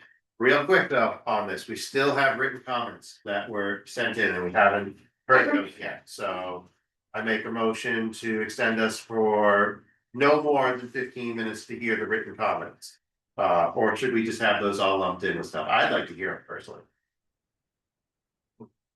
Were they? So here's how I sort of envisioned collecting all of the feedback that we've gotten. It's all recorded. My intention was to go back and sort of compile those into a written document, maybe group them into sort of similar comments. And we can use those written ones as well. My concern is we had a resident here that had a written comment and wanted to make sure that we got it. So I want to make sure we hear him all on that. So I'm going to give Mr. Wood a chance to speak his comment if you'd like to, or just stick. No, they were very general semicolons. Oh. And really were not semicolons, so but full colons. Yeah. Wow, now we're getting into some good stuff to talk about here. Nothing major, nothing that, in my opinion, nothing you couldn't just include in Ryan's synopsis when you look at the general overview. Cool. I just wanted to make sure that your comments got absorbed into everything, so thank you. That being said, we have a lot of information to digest and work on, and we definitely need to continue this hearing to the next meeting, I would say, which would be April 20th. Point of order first. Dispense of your motion, which failed for lack of a second. So moved. You don't. There you go. Just so it's in the record, that's all. I withdraw my motion. It For failed, extent, yeah, it failed for like a second. for lack of a second. I'm extending the meeting for another 15 minutes. Correct. Thank you, sir. Gotta keep it on rules and procedures. Okay, so that being said, now that the motion has been moved to extend it for another 15 minutes. Shall we make a motion to continue the hearing to April 20th, 6:30 PM, Martin Memorial Hall? So moved. We have a motion and a second to continue the meeting to April 20th, 6:30 PM, Martin Memorial Hall. All in favor signify by saying aye. Aye. Any opposed signify by saying nay. Any abstentions? The motion is passed. The hearing will continue on Monday, April 20th at 6:30. And I would love to see double the amount of people here for that. Bring a friend. And again, I really thank everyone for coming out for this. Couldn't do all this without the public input. It matters. Moving on to item number 7. Does anybody want to stick around for the rest of the stuff? So I'll give us a minute here to let the group clear out. You don't want to stick around for the fun part. And thank you again, everyone, for coming out. And then we'll go back into it with elements. We can get ready for it. Be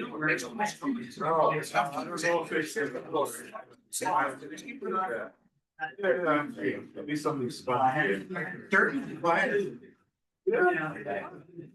Seems so.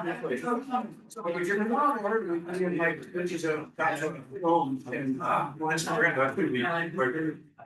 So, yeah, I don't know. Let's wait for the budget. It's okay. All right, and now for the hook part, that everybody's moving over to the comfortable rooms because those pages are awesome. So they're meant like to be like that to drive public encouragement to get up and speak. Alrighty, item number 7, Act 181 discussion and review of the draft letter to the legislators. Brian, what page are we on in this packet? 172. Wait a minute, that's gonna take a day. Not like we haven't seen this town plan enough here, but Thank you, Laura. Do I want to talk about it? Not really. Okay. No, Brian did. I sent something to that was very simple to Brian, and he did a much nicer job of it. So he does get credit. Couldn't help resist myself. No, he couldn't. So the couple things on this, 2 weeks ago, you asked Hank to put together a letter, and Hank and I back and forth, and that's the result of this letter. Short, sweet, and hopefully to the point, as August Murray pointed out, S-235 passed the Senate, it's now in the House. It's still, he seems more optimistic than I am. Maybe has better connections than I do, but I don't know. I'm not sure that's gonna go or not. But the other part of this is that I've been in touch with Alex, and forgive me, his last name, Westerhoof, I think it is. He's on the land use board. And he is, I'm sorry? Weinhagen. Thank you, Weinhagen. He's offered to come to a planning commission meeting. I haven't heard back on a date. He's talking about April or May because he's pretty busy. But I thought, because he's part of that commission that's gonna write the rules, make the decisions, and I think we would great to have him here, get everybody out, ask all your questions and have him give clarification where things that you're unsure of or have questions about. I sort of know what's going on, but this is moving so fast and it's so many permutations. I think it'd be great if we extend that invitation. So with your permission here from the members of the commission, I'd like to extend an invitation for him to attend a meeting sometime in the very near future and make a presentation, allow us to ask questions about what they're doing and that'd be great. all the other permutations. How does that address this letter? At this point in time? I think the letter, we want to send a letter anyway to the legislative body in support of 235 because that really helps. 235, 325, sorry, to push to push this bill along. This is an important thing. It gives us time to talk about it. If they really does enact it, we have a couple of years on some of these items, and then, the tier 3 clarification and what are the rules? The problem has been, they don't have the rules written, but they're gonna put this legislation in act in July. Well, how can you do that if you don't have the rules written? Or if they hastily cobble together some rules and we're sort of stuck with that, because I don't think anybody's really had a chance. I certainly, and this has been around, I've been probably the biggest offender. This thing's been around for a while. All of a sudden I woke up one day and said, whoa, what is this? So anyway. That's my 2 cents. You're not an offender, they haven't written the rules, so how can you pay attention to what's not there? Well, that's the You're other problem. doing just fine. Super pound. I mean, it may be good, it may be bad. I don't know all the permutations of it, so it'd be nice to be able to read the rules and say, okay, it's not so bad, or this I don't agree with, or I disagree with all of it, or I agree with all of it. Mike, you look like you have something you want to say. A few. No way. No. Number one, the people that are here listening to this now, are you familiar with what this letter is and what it says? I'm not familiar with the letter that you wrote, or whoever. Yeah. It's in the packet. Okay, I'll read it right now. I'm familiar with the issue. Yeah. I'll read this letter. Town of Weathersfield, Planning Commission, Weathersfield, Vermont, date, dear recipient, committee name. On behalf of the town of Weathersfield, we write to express our opposition to Act 181 and the proposed road rule as currently outlined. We will support thoughtful land use planning and environmental stewardship. We are concerned that these measures will have unintended negative impacts on rural communities like ours. Weathersfield is a small town committed to responsible growth, local governance, and the protection of our working landscape, especially our farms. We respectfully urge you to reconsider Act 181 and the road rule and instead support S 325. This bill maintains the goals of Act 181 while ensuring a more practical and predictable implementation.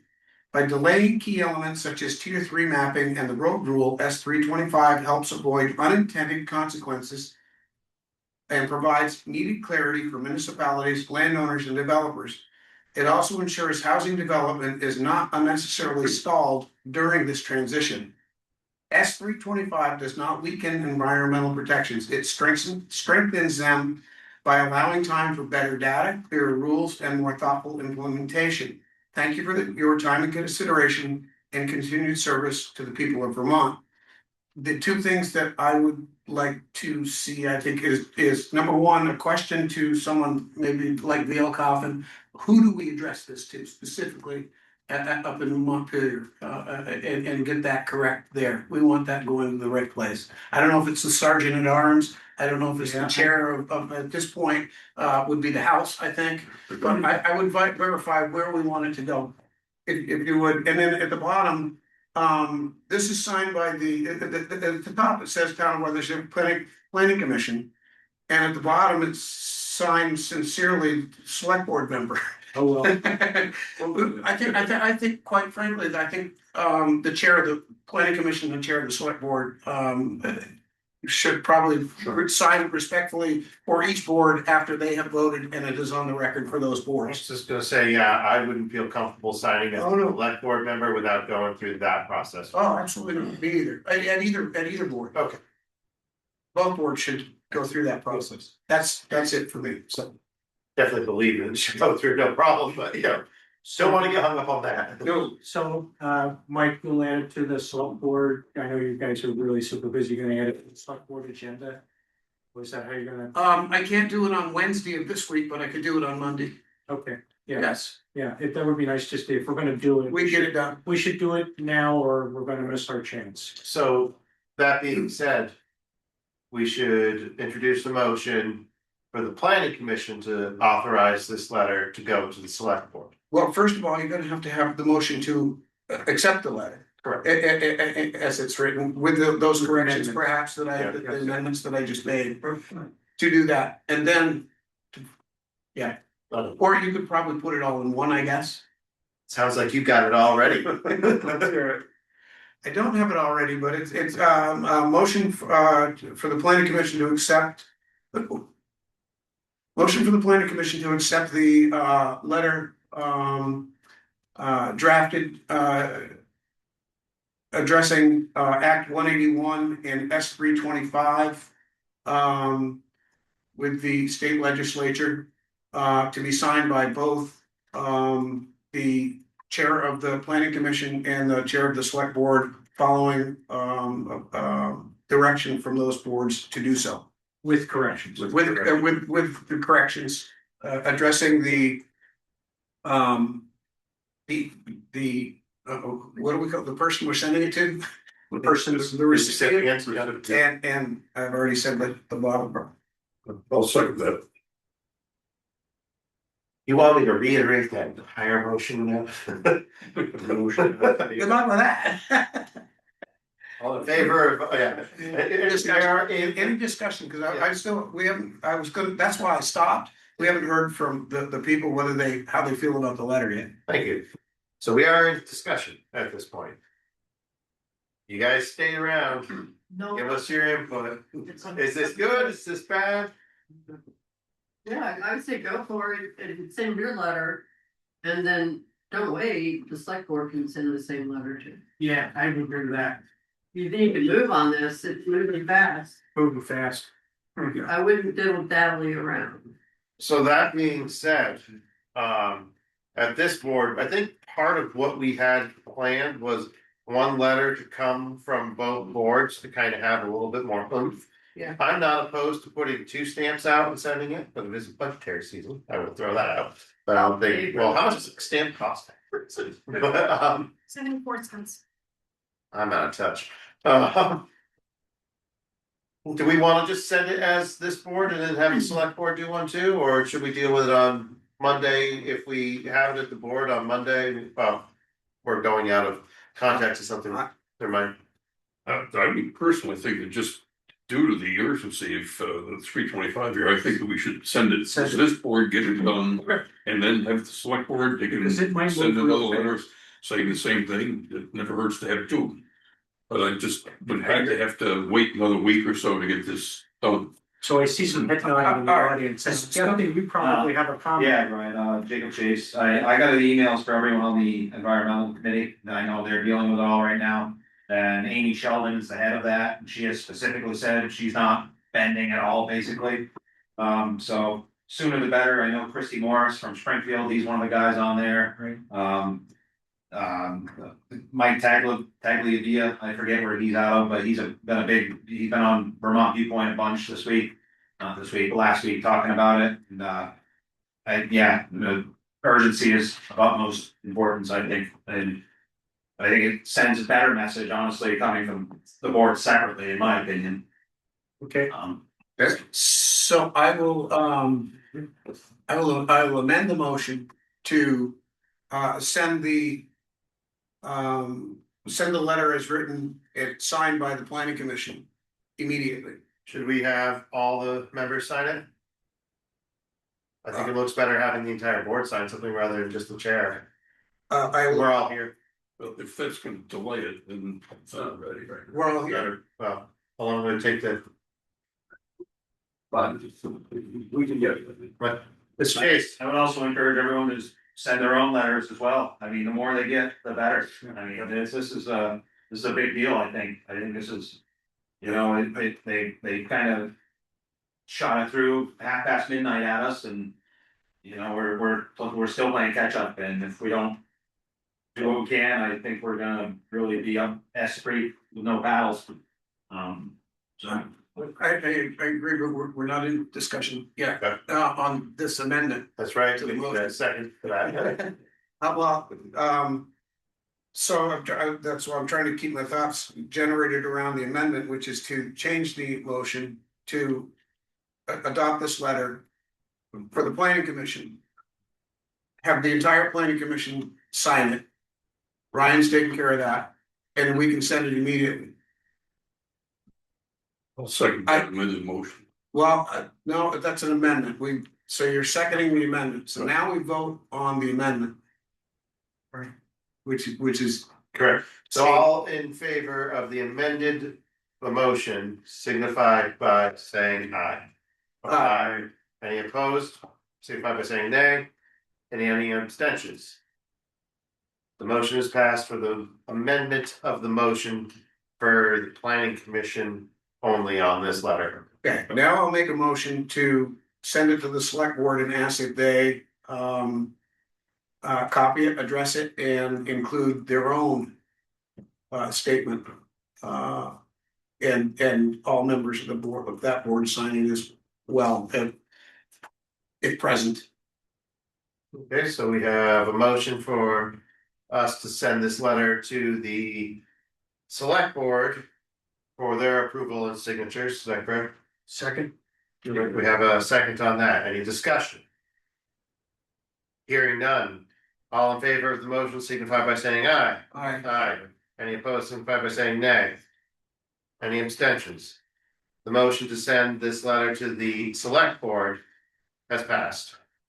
And just to be clear, that did include, that we're gonna copy this. With correct. And we're gonna add a statement on a separate piece to go with it, that we support this. That's what I said in the motion, I think. What he said. Yeah, what I said. So do you want me to amend the letter right now? Do you know who you want to address it to? That's just it. We're not sure who that's getting addressed to yet. I can get you those emails. I would say, dear sir, madam, would be enough.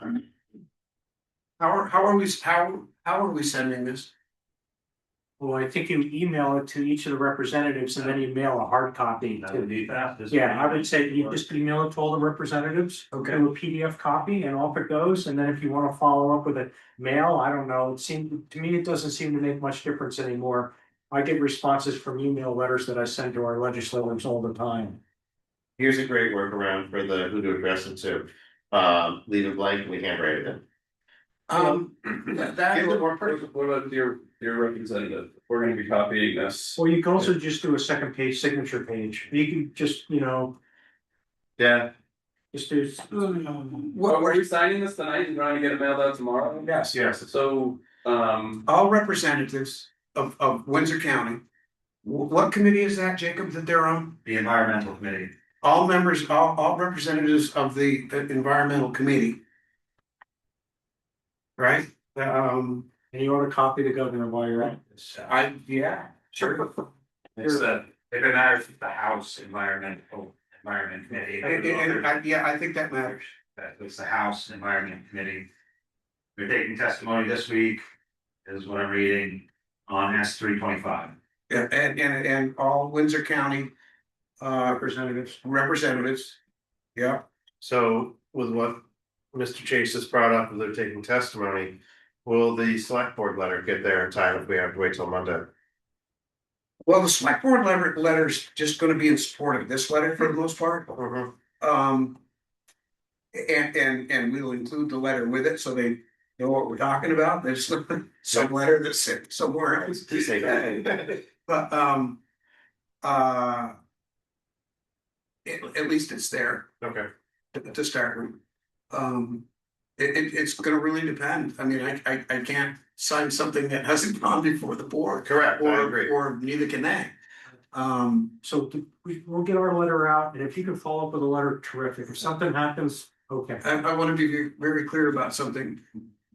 Wednesday night this week, the select board has a meeting, but it is a special meeting. Correct. And it has specific items on the agenda. Certain things are not on the agenda, comments from citizens, other business that can be, because it was a special meeting to deal with specifically the budgets. That stuff was removed in the interest of time. So that, unfortunately, I did that. But we have a meeting on Monday, and that's why I did it. That we could focus on special meeting agenda, and then Monday night we would deal with other stuff.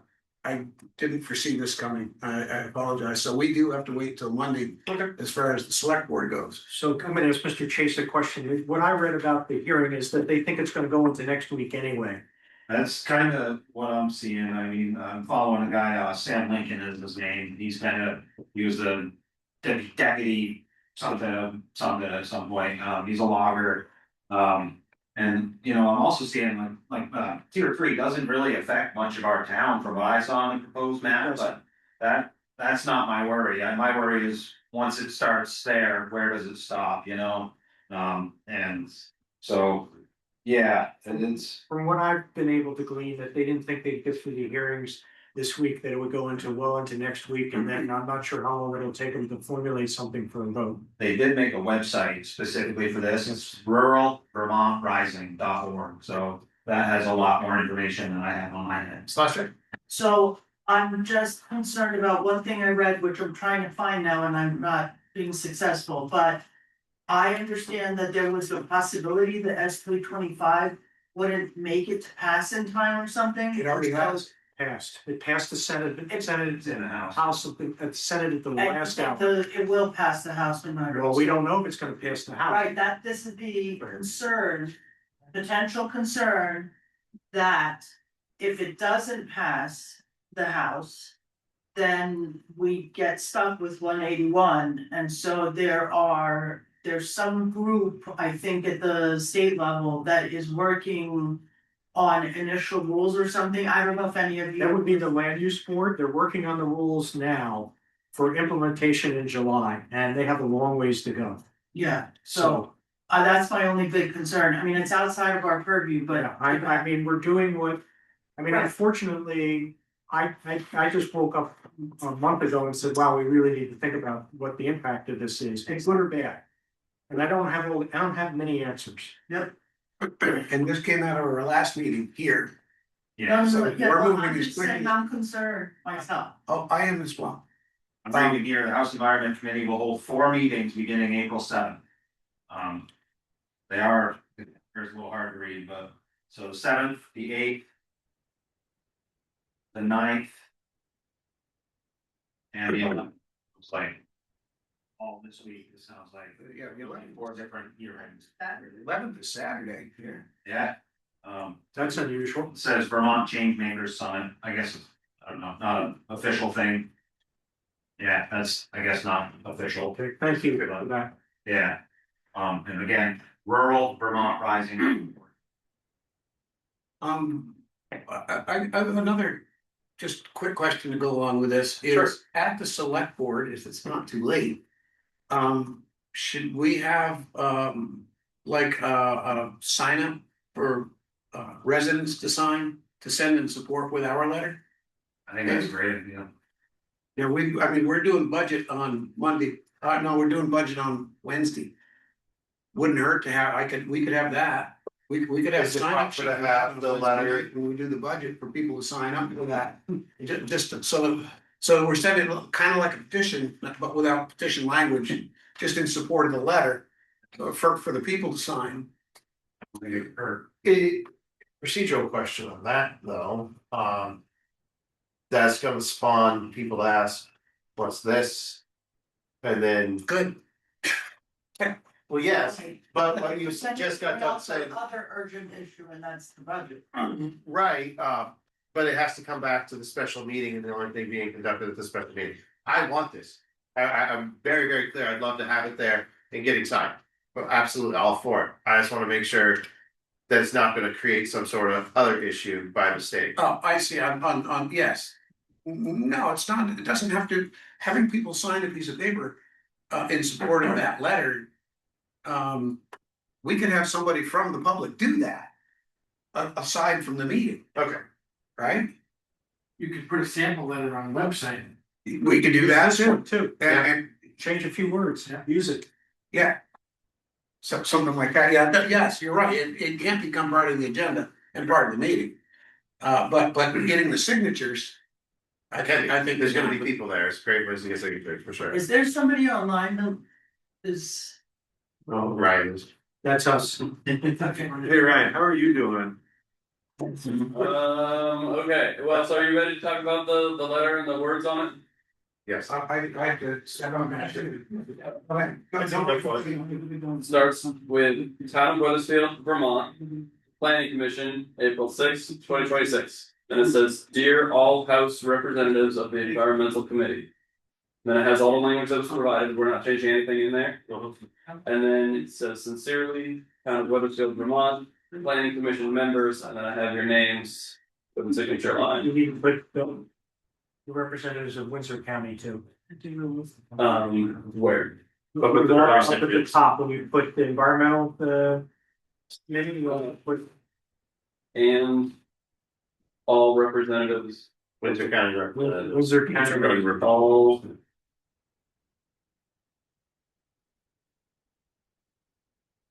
Oh, no. It drops down the line. Sorry. All right, dear all House representatives of the Environmental Committee and all Windsor County representatives. I have not capitalized the word all. Okay. All right. Do the whole world. Or of or the. Okay, so everyone's name, signature line. Bring it on. Okay. Hank, you're good with Hank? You should probably put David down in case they check. They said check, they're down. They might. Well, I also don't know how to sign hand, but, you know? No, What a better time to figure it out. I mean, things like that do happen, but they don't have to. And if you need the email addresses, I'm guessing Mr. Kate is going to be able to supply you with whatever you need. Okay, yeah, we can distribute that. Let me print this off and then you can sign it. Thank That you was for easy. preparing that now, Ryan. Yeah, no problem. Well, wait for this, or can we move on? I think we can move on. Because we still have any other business that can legally be discussed when this other comes up then. So, discussion of future items for agendas. Hearing. That's where we're at right now. I really think we just keep on focus. Yeah, the hearing and a deliberative session to go with it.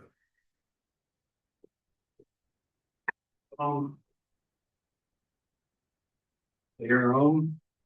What deliberative session? I'm sorry? A deliberative session. After the hearing, after we.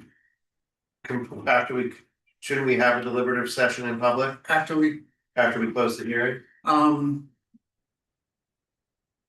don't know the answer to that. Wait for Ryan to come back to answer that. I think deliberative session refers to quasi judicial proceedings, like a zoning permit. I'm not sure it applies to a town plan. That came up in a discussion once, remember? Yeah, you're right.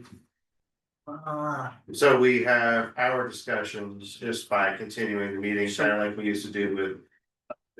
Can we just say we'll have a discussion when we close the public hearing? Well, we close the public hearing, we gotta go straight to a vote, right? Thanks, sir. Well. So we, Seems like the rules can get looked up before we get back in 2 weeks, and then we'll know what we. What are we done deliberating? Yeah, I think you should have within the hearing, the public comment period, and then a said deliberation period, then close, then vote. Okay. The edits get made in the hearing. The edits get made in the hearing. Right. Yes. So should I provide you with an updated draft with track changes? Or rather, I'll do the same, consolidating all the track changes on a document and then provide you with a clean copy. one thing I kept hearing over and over again was a summary. Well, so I think that. How are we gonna produce something that big that's encompassing? Well, and that's just thinking, because the hearing notice, it talks about what needs to be on, the word summary isn't used, but it talks about the 4 specific sections of the notice that need to be included, which were all on there, so a summary is not possible. It is a new plan, and you know, I could sort of give an overview of what the sort of feel of the board was, but I don't think it's that helpful if people want to track changes. I mean, I have 150 documents of track changes if they want to trace them back, but there's really no continuity between, it's not amendments, you know. so I liked your idea originally when you said, I'll summarize the comments. For our next meeting, and then based on the summary, we can say, okay, then we can go through. Utilities facilities, line 744, let's make a change. I think we ought to make the changes in the meeting instead of having you make the changes prior to the meeting, because I'm not sure we're gonna agree with your changes, even though you do great work. Well, so yeah, I think summarize what comes in. And then we go through it and we make changes, and and you could pull out just the sections that we're changing. But I felt like we needed a little more than, like, last time, it felt like it was cut off a little quick sometimes to get the. I mean, we kind of need, I think we kind of need to have the whole document, sort of two documents, you know, the whole thing, and then. Yeah, well, we're gonna plan on basically having at least two more hearing nights. So we'll, at the next one, I'll just give you the comments, summarize them in a hopefully useful way. And then we'll talk about those changes, and then we'll get a track changes version at the next meeting. One thing, kind of, you go ahead. Well, I was gonna say, okay, that's good. I was looking for that, because I thought we were gonna end it all at the next meeting, and I'm like, well, how's that gonna work? It's not gonna happen. That's no way. Thank you. But I don't know that I wanna go a full 2 weeks. We got 2 weeks between now and our next meeting, another 2 weeks. I'm a little uncomfortable with that too. How are we gonna make the changes, Mike? How are we gonna do this? Well, do we need 2 weeks in between? I'm good with the 2 weeks now, between now and the next meeting. And then after that one, instead of waiting 2 weeks, We do a special? We're gonna be Somewhere right up with the special town meeting and the other election too, that's gonna get right in the way of stuff. Are we? Yeah, so. I gotta go, I gotta take baby at home. Again, I'm sure you'll make good choices without me. Thank you. Thank you. but Yeah, this is just little particulars. I don't know. I just wanted to get that out there for discussion. I hear you. How do you wanna go with it? I hate to see another 4 weeks go by, What but happens if, so what's Tuesday the 28th sound like to everybody? Because your Monday night that. Potential DRB meeting. I'm pretty bogged down, starting April 20th, going all the way up until the 11th of May is when I kind of, in theory, free back up. And I don't wanna share the meeting here, and you need. You don't want to be there? Well, I'll do it, but you need to be here. Mike, I understand your concern because it hinges on, because then we flip over to the select board, then we got 3 public hearings we have to get through with that, right? There's 3 hearings, There is a requirement for 2. oh, 2, sorry. Not the 3 readings. There's not 3 readings. There's 2 hearings. Open and closed. Because the population is greater than. and there's 15 days notice on each of those. Right. So we're looking earliest adoption, if everything goes well, sometime in June. Or like July. Yeah, I was gonna say more like July. So alternatively, I could provide you with changes, and then you could amend those changes like we've done in most meetings. I guess the only reason I'm a little bit uncomfortable with that is so the public has a chance to look at them, because they don't do well with. Those. So they would obviously get a chance to look at them just like any other. But you're right. I don't think if we did it that way, it should be as in the meeting that we did where we warned it, where it was laser focused on the little changes. Right. I think it should be the entire document. Because just the potential. Yeah. For only seeing this one little sentence and not seeing everything else that might tie it together. Could really kind of slow us down, but also, with the summary, the idea of the summaries, I love a summary. But when you get a summary, you can get, with all the perfect intentions in there, you can still somehow miss some of it, so. I wanna make sure that everybody's voice that, voice their concerns on things is heard with the stuff. And isn't just all lumped into one generalized statement, you know Well, what I I mean? think what I could do is take the quotes, literal quotes, and have those all written out, and then sort of, if they're in a group, they're like people shared the same comment a couple of times, they'll all be there, and then I'll just have a summary that'll be basically like a summarized version of what they're saying. That is what more specifically we have to dispose of. Yeah, it's gonna be hard to take some of those, some people that came up there with just one liner, I guess that was my only concern on that, was just the. Not losing the contents or the context of what the people were saying. Yeah, That makes sense. and people are encouraged to submit them in writing. We know Dr. Murray was gonna submit his in writing. Really states you on. The people who had extensive ones, and then most of the other comments weren't lengthy alterations necessarily. Yeah, for generalized support or whatever. Yeah. So, yeah, that was my only concern with the summaries on this, so it sounds like we're on the same page, so. Any other discussion? Well, I'm not sure what are we really doing? Are you gonna do the summary changes then? Is that what we're talking Well, about? there's two things.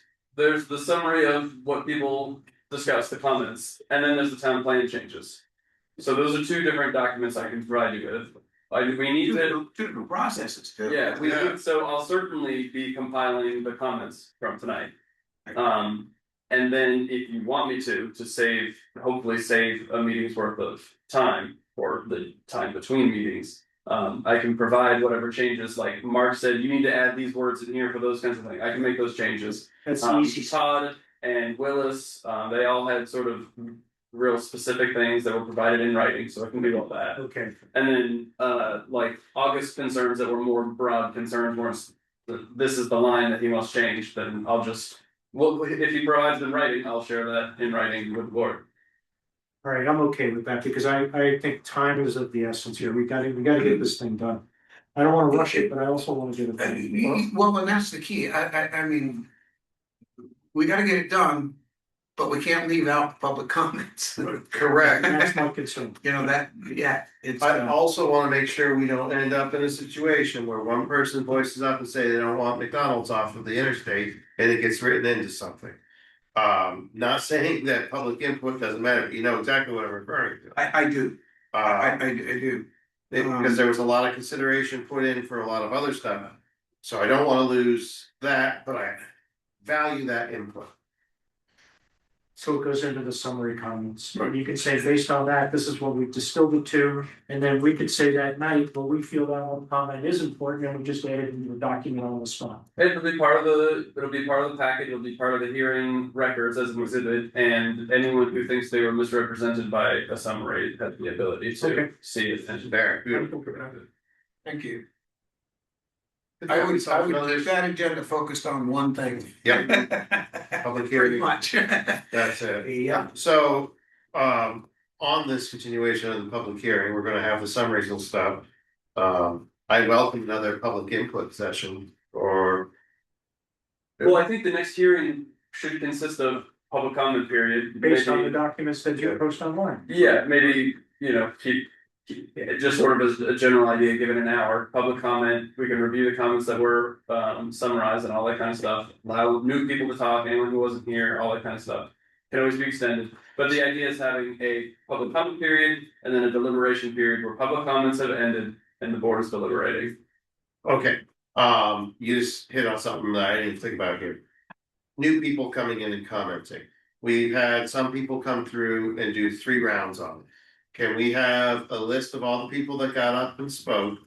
And if somebody new comes in, they would have precedence to speak over the people that have already spoken once, but still allowing everybody else to I think speak. that's a danger, Larry. You do? Yes, there's something I can't remember, but I was involved in a hearing many years ago where they tried to do that and it turned into anarchy, and then the attorney started jumping up and down saying, wait, you're restricting your freedom of speech. Oh, no, you don't want to. I think if people want. Yeah, well, the way tonight went, I think there's not so many people that we can't get through everyone's comments. I understand where you're going, Joe, but I just think that I remember that being a real problem. You can even ask just right off the bat, if anyone wasn't here and hasn't provided comments, we can raise your hand, we can start with you, but yeah, we don't need a list. Okay, yeah, You're disqualified because, Yeah, and the last thing I want to do is disqualify anybody from it. I just want. Yes, sir. Ryan, you described earlier that if at the select board level, we make changes, we have to rewarn the hearing. Mm-hmm. But you just got done saying we already have to do 2 hearings. So if their changes are made at the first hearing and we already have a second hearing, are we starting back at square one, having to do 2 again? I think if the select board receives a plan from the planning commission, has their hearing on it, and then decides that they want to make substantive changes, then they need to rewarn a hearing, they need to go through 2 warnings of the plan that they're proposing. Okay, so that, there's still another chance for change, but it's a potential time killer.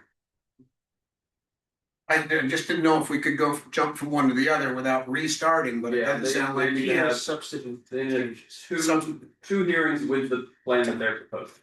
Again, the best place to do the changes is here. Yes. This table. Yes. So we can get things done.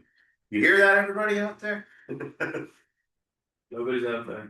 I'm trying, I'm at three. This is a record for something.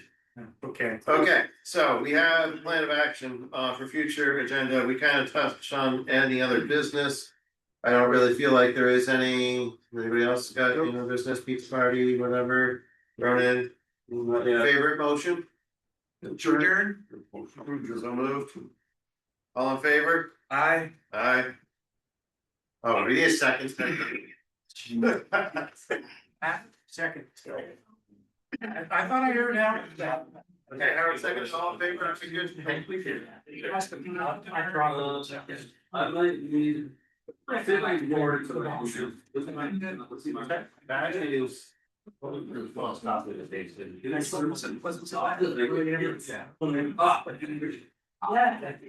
was good. It's good. See you guys. And good luck Wednesday. Thanks. Who will be there? I have. I might be. The meeting's over. Now we can. We're back.